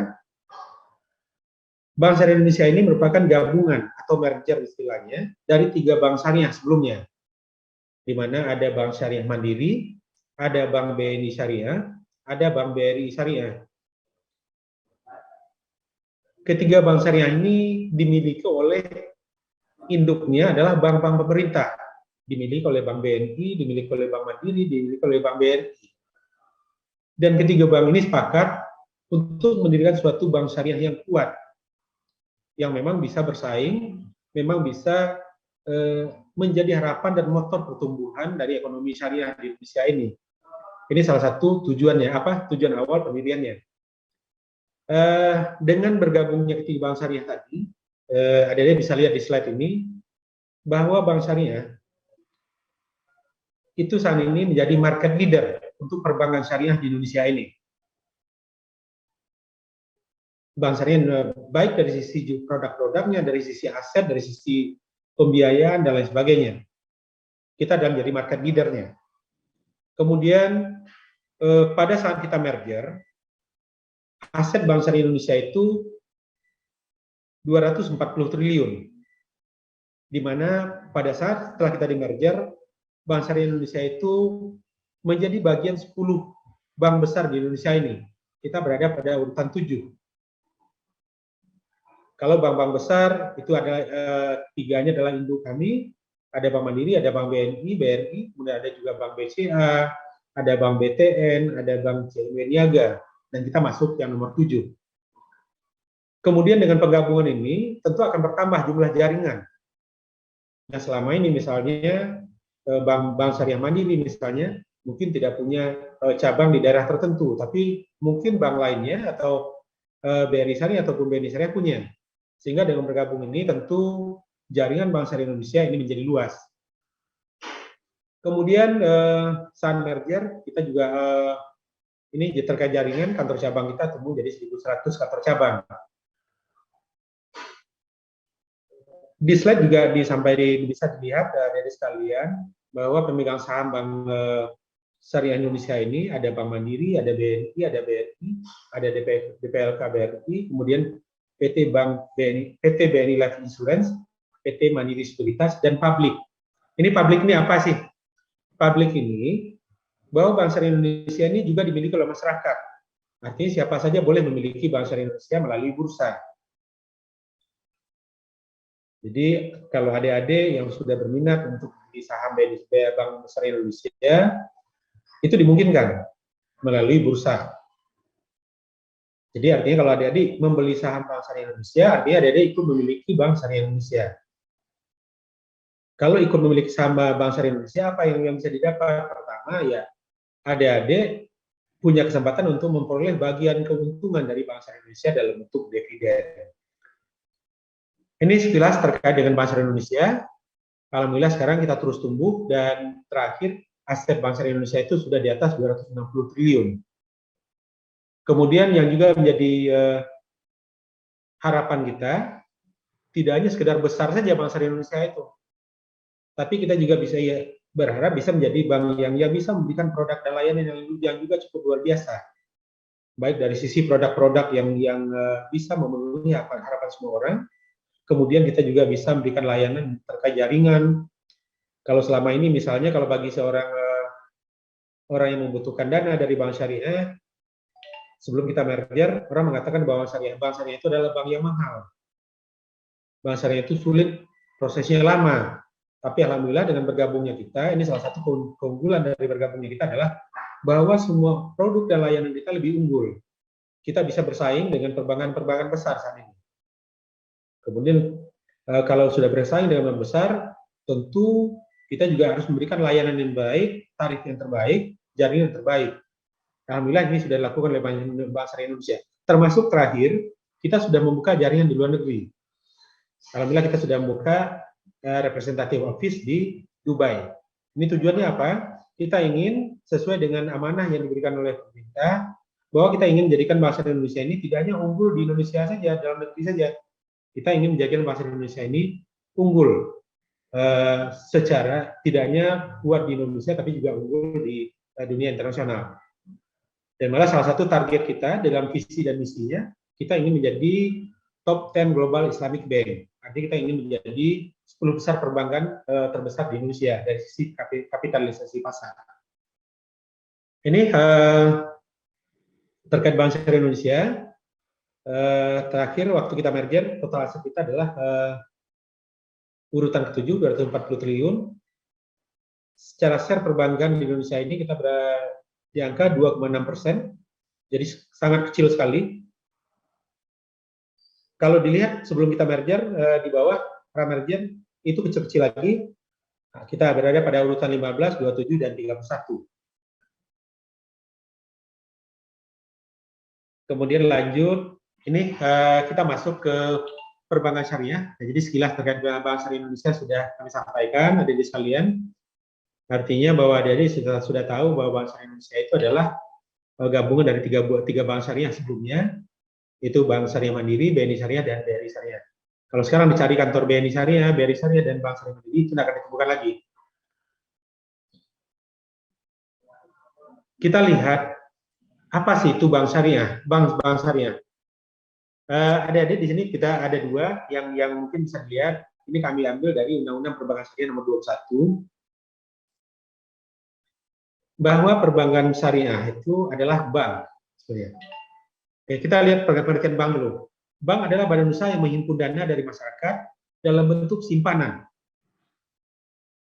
Kemudian menyalurkan simpanan itu kepada masyarakat dalam bentuk kredit dan atau bentuk lainnya dalam rangka meningkatkan taraf hidup rakyat.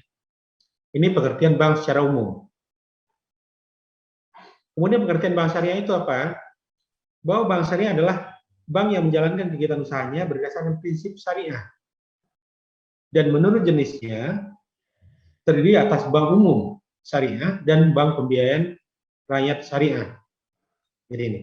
Jadi artinya bahwa bank syariah adalah bagian dari perbankan secara umum yang diangkat sampai yang disebut di atas, tapi lebih spesifiknya, bahwa bank syariah itu adalah bank menjalankan kegiatan usahanya berdasarkan prinsip syariah. Kalau di Indonesia ada dua bentuknya menurut Undang-Undang Perbankan Syariah Nomor 21 Tahun 2008. Pertama bentuknya adalah bank umum syariah, kemudian ada BPR syariah. Kemudian lanjut, visi dan misi bank syariah, bahwa visi pengembangan perbankan syariah nasional terwujudnya sistem perbankan syariah yang sehat, kuat, dan istiqomah terhadap prinsip syariah dalam kerangka keadilan, kemaslahatan, dan keseimbangan guna mencapai masyarakat yang sejahtera secara material dan spiritual. Ini visi bank syariah. Kemudian kalau kita lihat lagi misinya bagaimana untuk pengembangan perbankan syariah, kita ingin menciptakan iklim yang kondusif untuk pengembangan perbankan syariah yang kompetitif. Kemudian memenuhi prinsip syariah dan prinsip kehati-hatian yang mampu mendukung melalui kegiatan bisnis berbasis bagi hasil dan transaksi real dalam rangka mendorong untuk pertumbuhan ekonomi syariah. Kemudian kita lanjut, ini.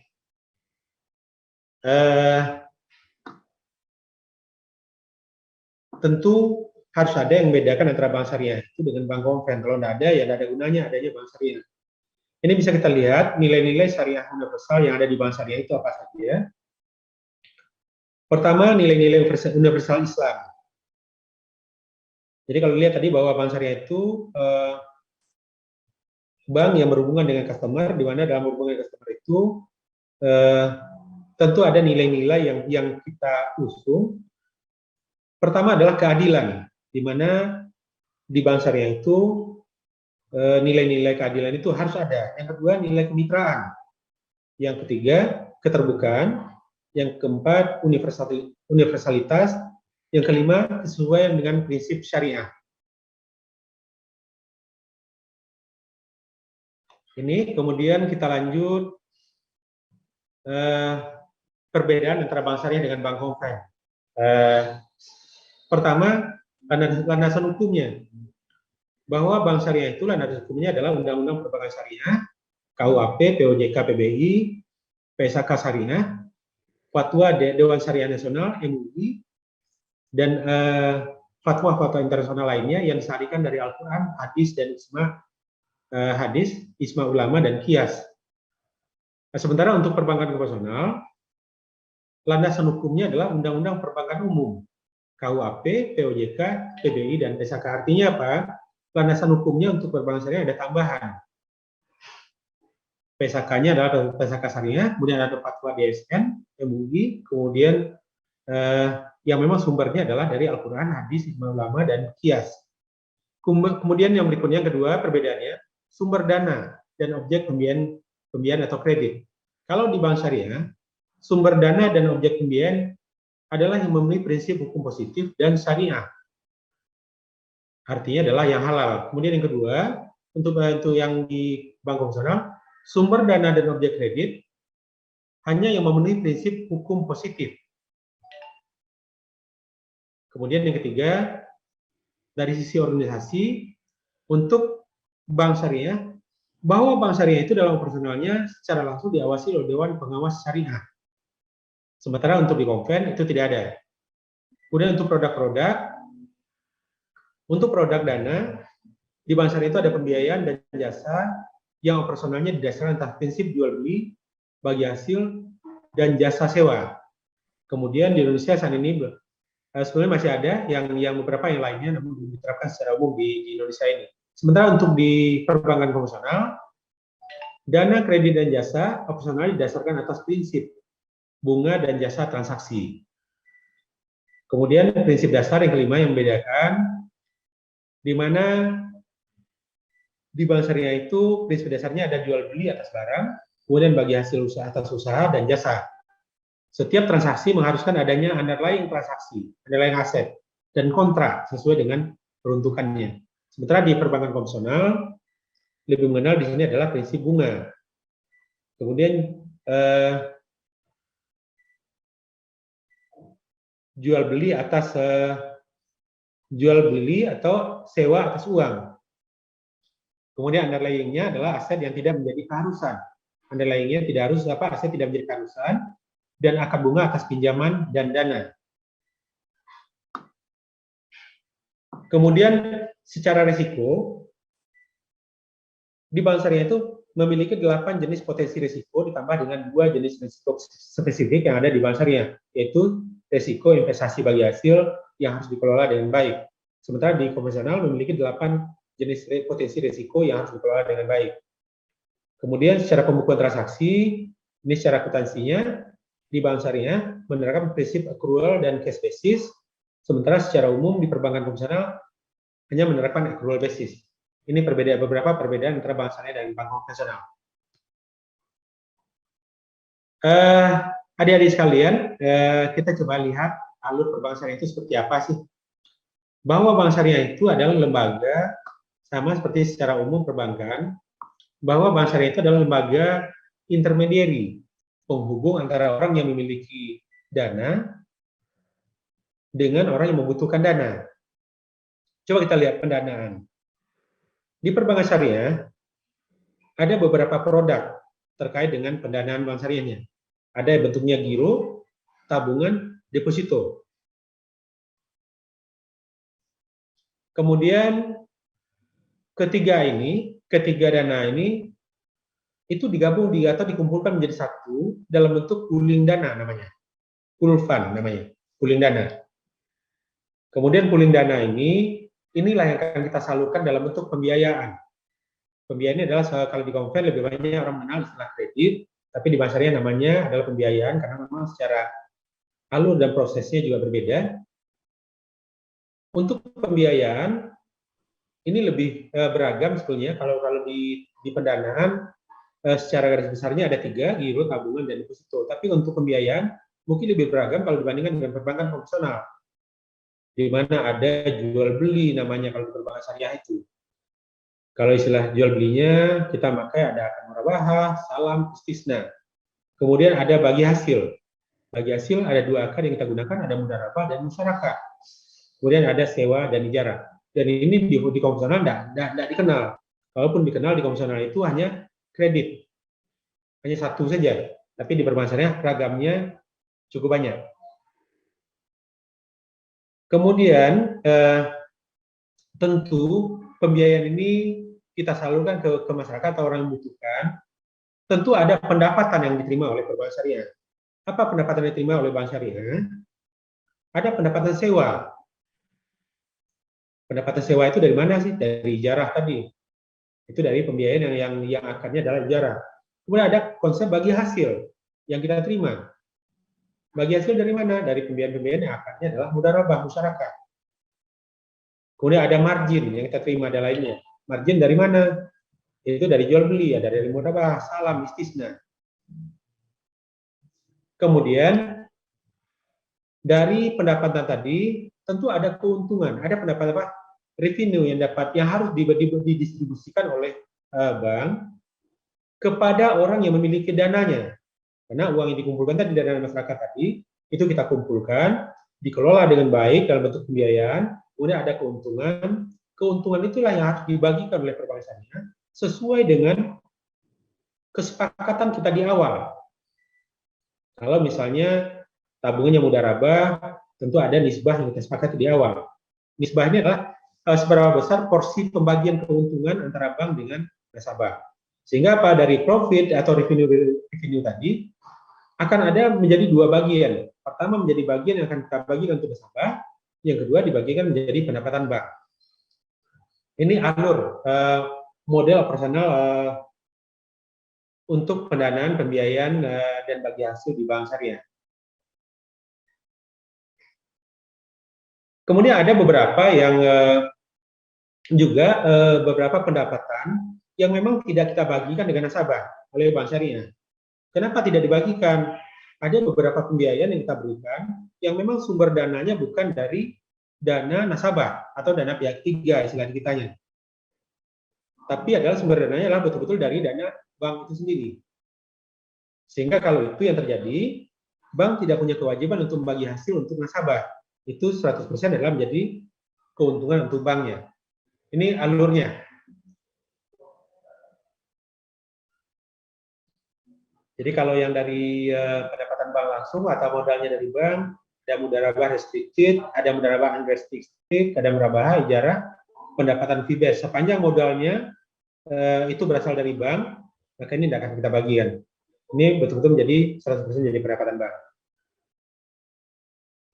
Ini adik-adik sekalian, alur proses bagi hasil di perbankan syariah.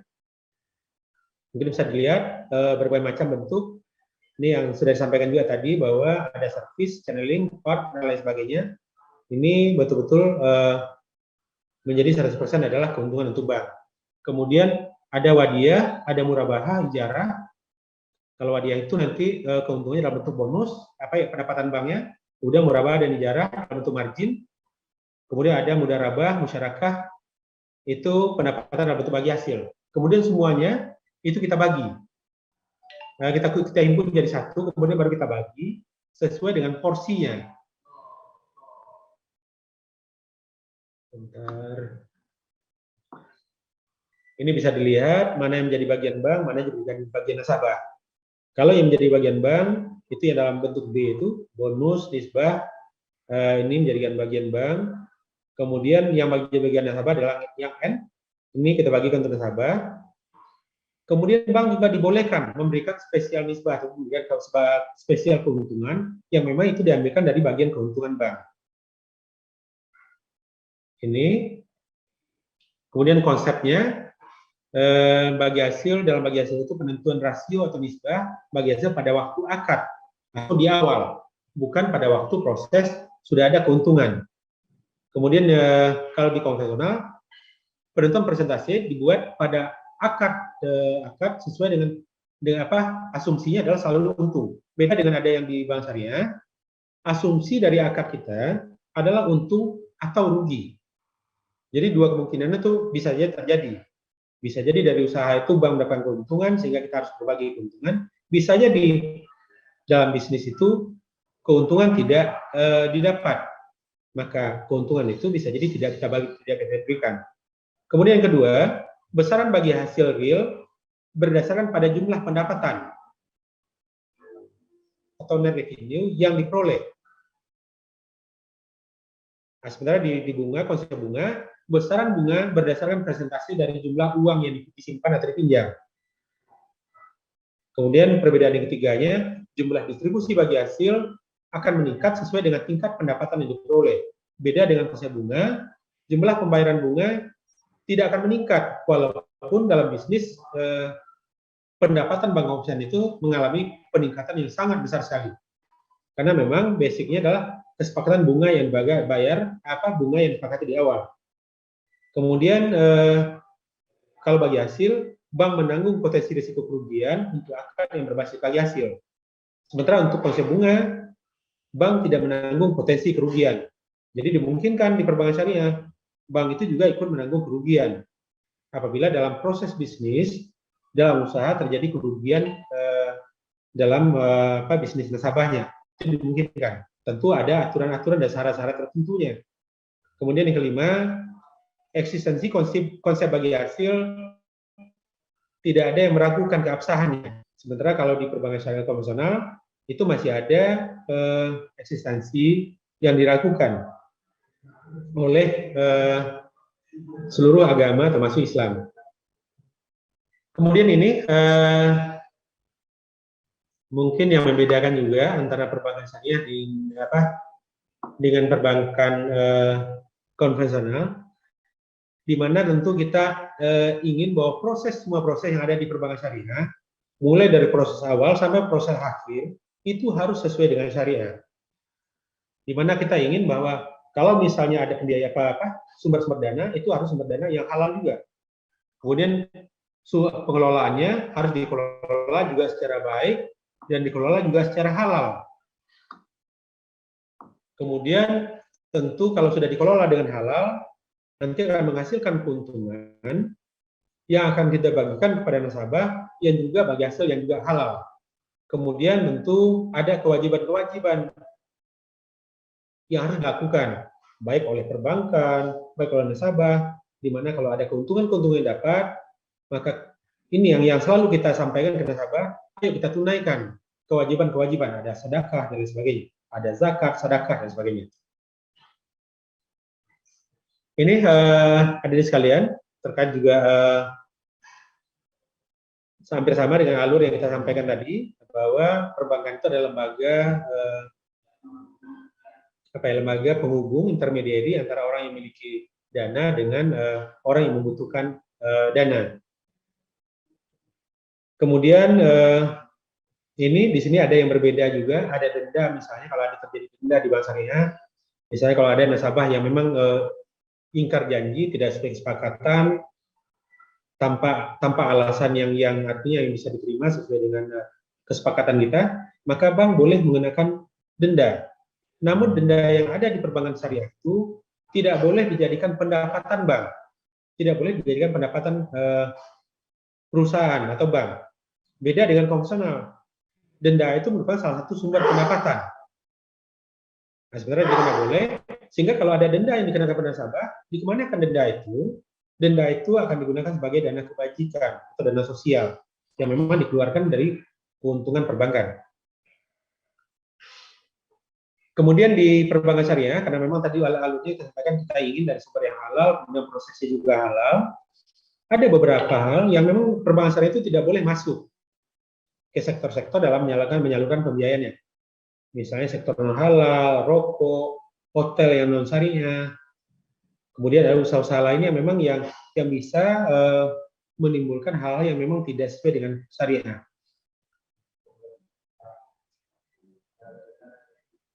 Ini hampir sama yang disampaikan tadi. Di bank syariah itu di samping itu ada produk-produk penghimpunan dana, kemudian ada produk pembiayaan, itu juga ada produk jasa di perbankan syariah itu.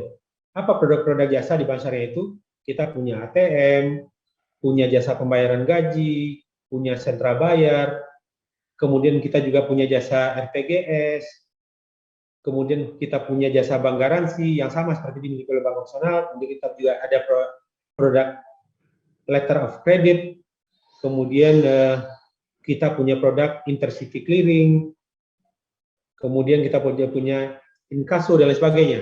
Artinya untuk jasa-jasa perbankan secara umum di bank syariah juga ada. Kemudian ini adik-adik sekalian, ini beberapa hal yang mungkin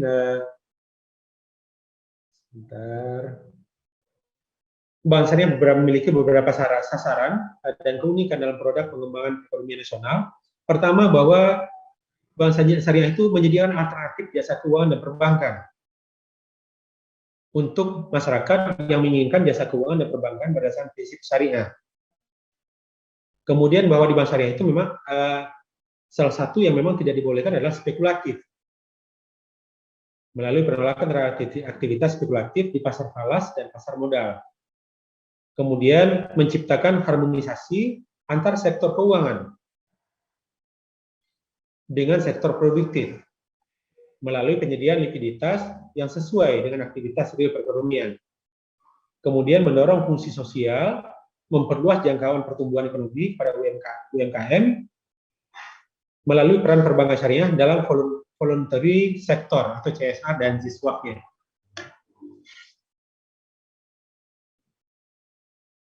Kemudian kalau yang pertama tadi menjadi alternatif meningkatkan mobilisasi dana masyarakat untuk pembiayaan pembangunan nasional, kemudian mendukung stabilitas harga, meningkatkan daya tahan sistem keuangan terhadap ekonomi shock, kemudian memperkuat sektor produktif, perekonomian, dan mendukung pencapaian inflasi yang rendah, pemberdayaan UMKM, dan social safety net. Ini sebetulnya secara prospek ke depannya, Bank Syariah itu punya prospek dan potensi yang sangat luar biasa, di mana ada potensi dari halal food, dari mode fashion, kemudian halal media, halal tourism, halal healthcare, halal kosmetik, dan haji umroh. Ini beberapa yang potensi besar yang memang harus digarap oleh Bank Syariah. Sementara untuk saat ini mungkin belum akan maksimal Bank Syariah bisa menggarap ini karena memang secara size Bank Syariah itu masih sangat kecil sekali. Kalau di Indonesia secara share Bank Syariah itu dibanding bank nasional belum sampai 10%-nya. Kita berharap dengan literasi keuangan, edukasi keuangan, tentu makin banyak lagi orang yang mengenal Bank Syariah, makin banyak lagi orang yang ingin bertransaksi melalui Bank Syariah. Adik-adik sekalian, itu beberapa hal terkait dengan perbankan syariah. Kemudian di Bank Syariah Indonesia, alhamdulillah semuanya sudah kita lakukan dengan baik. Dalam artian bahwa Bank Syariah Bank Syariah Indonesia ingin sama seperti alur tadi, kita ingin semuanya bersumber dari yang halal, kita proses secara halal, kemudian nanti ada keuntungan yang halal juga. Dari mana sih? Karena banyak pertanyaan, apa iya jangan-jangan Bank Syariah itu hanya ganti nama dari bunga menjadi bagi hasil misalnya. Itu sebetulnya hanya anggapan saja, tapi intinya bahwa Bank Syariah betul-betul menjalankan ini prinsip-prinsip sesuai dengan ketentuan yang ada. Dalam prakteknya, Bank Syariah itu diawasi berlapis sekali, tidak hanya oleh satu lapis saja. Di internal kami, di Bank Syariah Indonesia sendiri untuk penerapan prinsip syariah ini, ada dua pengawas kita. Pertama ada namanya Dewan Pengawas Syariah, yang betul mengawasi praktek yang kita lakukan ataupun produk-produk yang kita lakukan. Yang kedua, di Bank Syariah sendiri kita diawasi oleh audit internal kita. Apakah aturan-aturan yang ada itu sudah kita jalankan dengan baik sesuai dengan ketentuan. Kemudian apalagi yang mengawasi Bank Syariah Indonesia itu? Ada Dewan Syariah Nasional, karena memang produk-produk yang diluncurkan juga harus mendapat persetujuan. Atau ada dasarnya yang dibuat oleh Dewan Syariah Nasional. Kemudian Bank Syariah Indonesia itu juga diawasi oleh Otoritas Jasa Keuangan. Tentu sanksi sangat berat sekali kalau Bank Syariah itu main-main dengan prinsip syariah ini. Insya Allah kami berharap ya tidak ada lagi keraguan terhadap Bank Syariah. Karena produk-produk yang kita jual itu sudah mendapat sertifikasi, sudah mendapat persetujuan dari otoritas terkait, kemudian dalam prakteknya pun itu diawasi oleh otoritas dimaksud. Untuk produk-produk kami, Bapak Ibu sekalian, Bapak Ustazah, dan adik-adik sekalian, beberapa produk kita terkait dengan pondok itu juga sudah kita lakukan. Kita ingin bahwa terkait dengan modernisasi, terkait dengan apa istilahnya kalau sekarang semuanya sudah berpindah ke tangan, tidak lagi memakai uang tunai dan sebagainya. Maka Bank Syariah sudah menyiapkan beberapa program untuk bisa dimanfaatkan oleh pondok-pondok pesantren, di mana beberapa pondok pesantren sudah mulai menggunakan beberapa aplikasi yang kita tawarkan dari Bank Syariah Indonesia, di mana di pondok itu tidak perlu lagi untuk berbelanja bawa uang tunai, cukup memakai sistem yang kita siapkan. Kemudian sistem itu juga terkonek dengan sistem pembayaran itu terkonek juga dengan sistem akademik, terkonek dengan orang tua, sehingga semuanya bisa terpantau dengan baik. Kemudian Bank Syariah Indonesia juga sekarang mulai menawarkan kepada pemula-pemula atau adik-adik atau anak-anak kita untuk mulai mempersiapkan diri untuk melaksanakan haji dan umroh. Ini kami sudah siapkan beberapa produknya, karena memang sesuai dengan regulasi pemerintah itu sudah dimungkinkan. Kalau dulu memang untuk mendapatkan porsi haji itu memang harus umurnya harus dewasa dulu. Kalau sekarang dari anak-anak pun sudah dimungkinkan sesuai dengan batasan yang dibuat. Itu beberapa yang mungkin bisa dimanfaatkan oleh adik-adik dan pondok. Mudah-mudahan tentu dari penyampaian ini kami berharap juga adik-adik, ustadz, ustazah juga bisa sebagai perpanjangan tangan, perpanjangan mulut dari kami Bank Syariah Indonesia ataupun perbankan syariah secara umum untuk lebih mendorong bagaimana masyarakat bisa memanfaatkan produk perbankan syariah tadi. Karena sudah dilihat di awal perbedaan antara bank syariah dengan perbankan konvensional. Tentu di bank syariah itu tidak ada lagi keraguan seharusnya. Sementara di perbankan konvensional masih ada keraguan-raguan, masih ada perdebatan antara bunga itu antara halal dan haram. Tapi di bank syariah bahwa memang sudah pasti bahwa semua produk kita tidak ada lagi unsur-unsur yang haram di situ. Mungkin itu saja dari saya. Mungkin nanti di diskusi, di pertanyaan adik kalau ada, silakan. Mungkin kami akhiri. Bila taufik wal hidayah. Assalamualaikum warahmatullahi wabarakatuh. Waalaikumsalam warahmatullahi wabarakatuh. Terima kasih kepada Pak Zulfahmi AR selaku pimpinan PT Bank Syariah Indonesia Tbk area Palembang. Tentu saja materi yang cukup padat pada hari ini yang disampaikan oleh Pak Zulfahmi. Baiklah, kita akan langsung segera lanjut ke sesi berikutnya, sesi tanya jawab. Baiklah, saya akan lempar kesempatan kepada peserta. Apakah ada yang mau memberikan pertanyaan? Silakan jika ingin ada yang memberikan pertanyaan, tulis di kolom chat, nanti akan saya panggil. Tulis namanya dan pertanyaannya ditujukan kepada siapa. Dan jangan lupa di kolom chat atau di grup juga sudah di-share ada link post test. Di situ para peserta adik-adik sekalian juga silakan mengisi post test yang dibagikan sekaligus untuk menuliskan absen. Baik, sudah ada pertanyaan? Tolong tulis namanya siapa, pertanyaannya apa, dan ditujukan kepada siapa. Dan jangan lupa setelah sesi tanya jawab ini kita akan langsung menuju ke sesi kuis. Nanti saya akan memberikan beberapa pertanyaan. Ini sistemnya rebutan, siapa yang menjawab terlebih dahulu itu yang akan berhak mendapatkan hadiah yang menarik tentu saja dari OJK Kantor Regional 7 Sumatera Bagian Selatan. Baiklah, sampai menunggu pertanyaan, tentu saja jika ada yang terlewatkan menyaksikan acara ini, Bapak, Ibu, dan adik-adik sekalian juga dapat menyaksikan kembali di channel YouTube, Facebook, dan Instagram daripada Sriwijaya Pos dan juga Tribun Sumsel. Baik, sudah ada pertanyaannya? Oke, lanjut.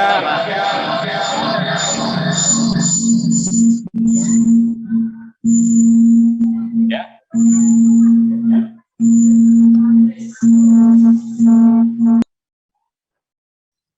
Dari Nurul Huda, ya silakan. Mungkin speaker output di sana dikecilkan terlebih dahulu suaranya supaya bisa terdengar di sini. Dari Pondok Pesantren Nurul Huda, silakan. Pertanyaannya, sebutkan namanya dan juga pertanyaan ditujukan kepada siapa. Ayo. Salam. Waalaikumsalam.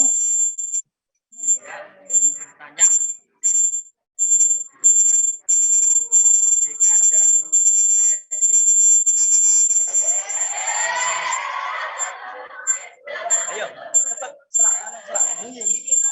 Cepat terus. Nantikan dijelaskan tentang apa fungsi dari OJK.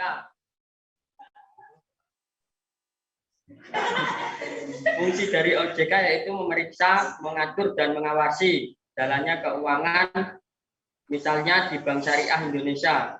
Nah, yang saya ingin tanyakan yaitu kenapa di bank-bank yang menganut sistem syariah masih tetap ada potongan meskipun sedikit. Terima kasih. Assalamualaikum warahmatullahi wabarakatuh. Waalaikumsalam warahmatullahi wabarakatuh. Ya, luar biasa sekali pertanyaan dari Pondok Pesantren Nurul Huda, cukup tajam pertanyaannya, luar biasa sekali. Mengapa di bank syariah masih terdapat potongan walaupun sudah menggunakan sistem syariah? Mungkin pertanyaannya ditujukan kepada Bapak Zulfahmi selaku pimpinan daripada PT Bank Syariah Indonesia area Palembang. Pak Zulfahmi masih bersama kami? Masih, langsung kita jawab atau dikumpulin dulu, Mas? Langsung silakan dijawab saja, Pak. Oke. Baik, dari Pondok Nurul Huda, pertanyaannya memang ini betul, ini banyak jadi pertanyaan orang. Kenapa masih ada di bank syariah itu potongan itu? Adik-adik sekalian, di bank syariah itu potongan itu macam-macam bentuknya. Tapi potongan yang jelas, potongan yang ada itu, setiap potongan yang dilakukan itu memang harus menjadi ada kesepakatan di awal, itu harus dilakukan. tanpa ada kesepakatan di awal dengan nasabah, bank syariah tidak boleh melakukan potongan. Itu yang apa? Itu yang secara prinsipnya. Kemudian kalau ada potong-potongan, kita lihat dulu. Mungkin potongan yang dimaksud ini kok masih ada biaya kelolaan rekening mungkin, atau masih ada biaya kelolaan ATM misalnya. Mungkin ini yang ditanyakan oleh adik dari Nurul Huda. Bahwa di bank syariah itu, dari sekalian, kita punya produk yang beragam sebenarnya. Punya produk yang beragam. Misalnya kemungkinan itu di tabungan ini, kita punya dua bentuk tabungan tadi. Kalau dilihat di slide kami tadi, ada dua tabungan. Pertama ada namanya tabungannya pakai prinsip mudharabah. Tabungan mudharabah misalnya. Kalau tabungan mudharabah, bahwa setiap orang menitip uang di bank itu berhak mendapatkan keuntungan. Karena ada kesepakatan kita buat di awal bahwa kita akan membagikan keuntungan yang didapat oleh bank dalam sesuai dengan nisbah kita sepakati. Kemudian ada fasilitas-fasilitas lain yang kita berikan kepada nasabah dalam bentuk kemudahan-kemudahan bertransaksi. Sehingga untuk yang memakai akad ini, perbankan syariah mengenakan biaya kelolaan rekening namanya. Dan biaya kelolaan rekening itu dibayar oleh nasabah setiap bulannya. Nih, yang pertama. Kemudian kalau orang agak berat, Pak, saya tidak mau menabung di bank syariah, kalau masih ada potongan biayanya. Kita tawarkan, ada produk kita yang lain. Apa produk yang lain? Ada tabungan menggunakan prinsip wadiyah namanya. Ada tabungan wadiyah. Di mana di bank syariah itu, di bank syariah Indonesia, saya sebagai contoh, untuk tabungan wadiyah ini, karena sifatnya adalah titipan, maka bank tidak punya kewajiban atau tidak ada kesepakatan kita untuk berbagi keuntungan. Karena sifatnya cuma titipan, dari sekalian. Namun demikian, karena orang sudah menitip uangnya dan bank dimungkinkan untuk secara bank ada keuntungan dari penitipan ini, maka bank berikan tidak mengenakan biaya, tapi bank juga tetap bisa memberikan fasilitas-fasilitas untuk bertransaksi bagi nasabah.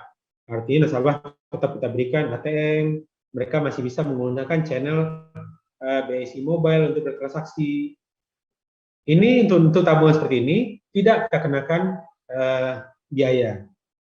Kemudian biaya ini pun secara aturannya dan juga secara fatwa syariahnya ini juga tidak haram atau tidak dilarang. Ini dibolehkan karena memang setiap jasa yang diberikan itu dibolehkan kita mendapatkan keuntungan dalam bentuk ujrohnya. Ini yang terjadi. Artinya di bank syariah itu ada alternatif, ada pilihan-pilihan yang bisa digunakan oleh nasabah. Tentu masing-masing pilihan punya kelebihan dan punya kekurangannya masing-masingnya. Tapi yang jelas bahwa bank syariah itu secara prinsip tidak boleh melakukan apapun tanpa dasar yang jelas, tanpa ketentuan syar'inya. Mungkin itu jawaban dari saya untuk sementara. Baik. Pertanyaan yang menarik dengan jawaban yang saya rasa cukup jelas. Berarti sebetulnya potongan ini tergantung pemilihan program yang mana, Pak ya? Iya. Baiklah, sepertinya karena waktu kita sudah terbatas, sekali lagi terima kasih untuk teman-teman dari Pondok Pesantren Nurul Huda. Nanti kita beri kesempatan lagi untuk teman-teman yang lain untuk memberikan pertanyaan, namun sebelumnya sepertinya kita akan langsung segera menuju ke kuis yang akan dipandu langsung oleh saya tentunya. Jadi nanti di layar akan ditampilkan beberapa pertanyaan. Ini sistemnya rebutan ya, jadi siapa yang menjawab terlebih dahulu, silakan langsung jawab di kolom chat via Zoom, dan nanti di situ akan dilihat oleh panitia, siapa yang dianggap menjawab paling cepat itu nanti akan saya panggil. Oke, baik, inilah kuis yang pertama, kuis pengenal OJK persembahan dari OJK Regional 7 Sumatera Bagian Selatan. Tentu saja hadiahnya hadiah yang pasti sangat menarik. Oke, baik, pertanyaan yang pertama. Apakah kepanjangan dari OJK? Ini mudah sekali pertanyaannya ya. Apakah kepanjangan dari OJK? Yang jelas bukan ojek. Nah, ntar OJK, ojek pula. Bukan. Apakah kepanjangan dari OJK? Panitia nggak boleh, panitia udah pada ngangkat tangan. Nah ini, siapa tahu, tapi MC kayaknya boleh sih di top, apalagi sama Mbak Andes ya nanti ya. Oke, sudah ada yang jawab? Mudah sekali ya. Apakah kepanjangan dari OJK? Siapa yang jawab? Dari Bank BSI. Otoritas Jasa Keuangan. Waduh, baiklah. Jawabannya adalah Otoritas Jasa Keuangan dari BSI. Mudah sekali memang ya. Baiklah, langsung ke pertanyaan berikutnya ya. Oke. Benar atau salah? Salah satu latar belakang terbentuknya OJK adalah belum optimalnya perlindungan konsumen yang agak kurang kelihatan, bisa diperbesar sedikit lagi. Saya agak maju aja ya, nggak apa-apa ya. Oke. Salah satu latar belakang terbentuknya OJK adalah belum optimalnya perlindungan konsumen yang dilaksanakan oleh IJK. Benar atau salah? Ya, pertanyaannya mudah sekali. Salah satu latar belakang terbentuknya OJK adalah karena belum optimalnya perlindungan konsumen yang dilaksanakan oleh IJK. Oke, siapa? Jawabannya mudah sekali. Cukup pilih benar atau salah. Sudah ada yang jawab? Iya, ini sistemnya rebutan ya. Jadi siapa yang lebih cepat itulah. Jawabannya? Gita. Benar. Jawabannya bagaimana panitia? Benar? Oke, luar biasa. Beri tepuk tangan lagi dong. Iya. Ada berapa pertanyaan? Ada 30 pertanyaan ya. Mas. Ya. Ada Pak Chandra enggak? Apa ya? Kabelnya?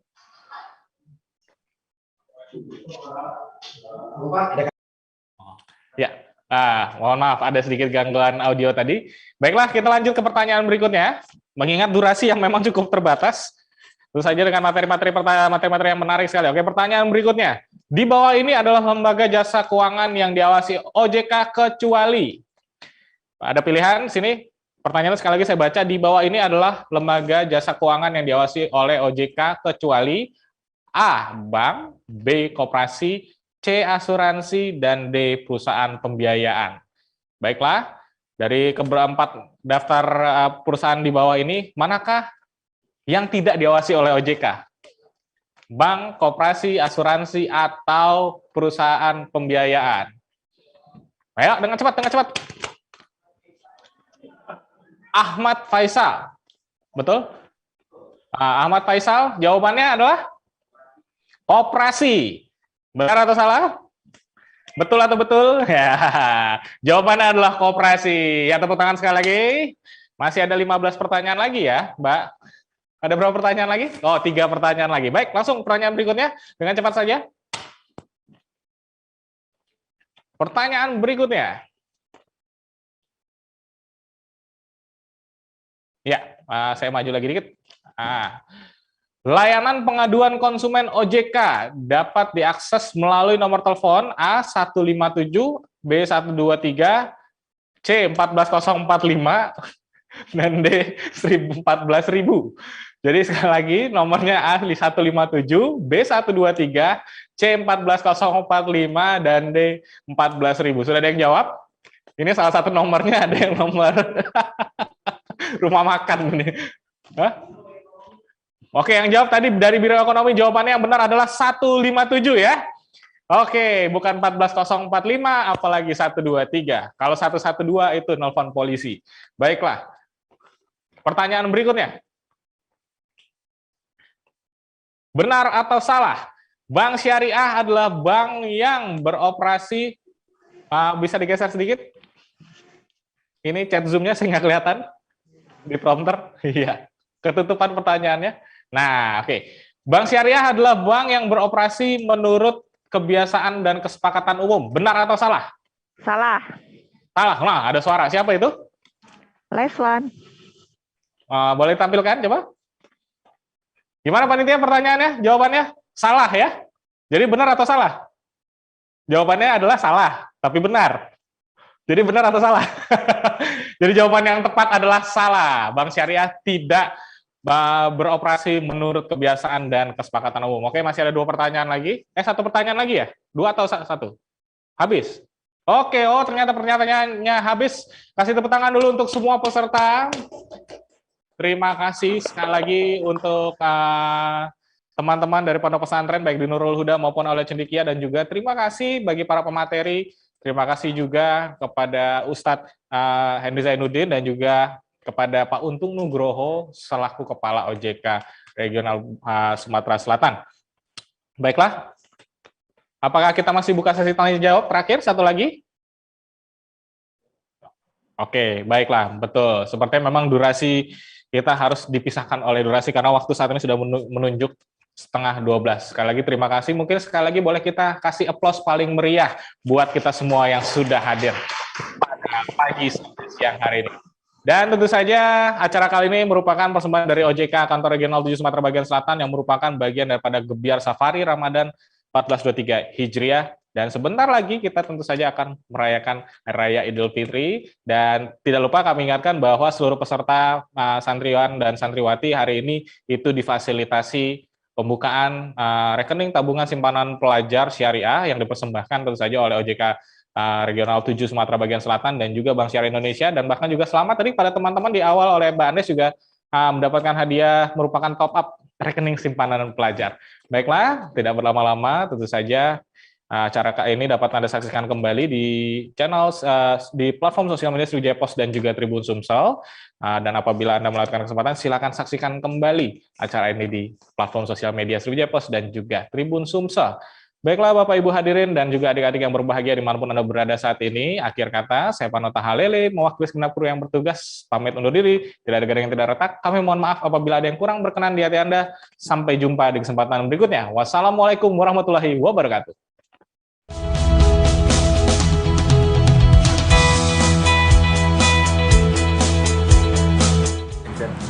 Assalamualaikum warahmatullahi wabarakatuh. Saya Adrian Maulana ingin mengajak seluruh saudara-saudaraku semua, khususnya umat muslim, untuk kita menggunakan bank syariah. Teman-teman bisa menabung, teman-teman bisa bermitra dengan bank syariah. Nah, jadi dengan sistem syariah ini, insya Allah kan hidup kita juga akan lebih berkah, karena kita tahu bahwa Allah ini menghalalkan jual beli, namun mengharamkan riba. Dan kita tahu bahwa dosa riba, Masya Allah, itu luar biasa. Jadi kenapa kita ragu untuk bisa mengedepankan syariat dalam kehidupan kita? Kita harus bangga justru menerapkan syariat dalam kehidupan kita sehari-hari, ya. Dengan syariah harapannya kan kehidupan kita akan menjadi lebih berkah. Saya bisa, kenapa teman-teman nggak bisa? Ayo sama-sama, kalau bukan kita siapa lagi, ya? Berkah berbank syariah.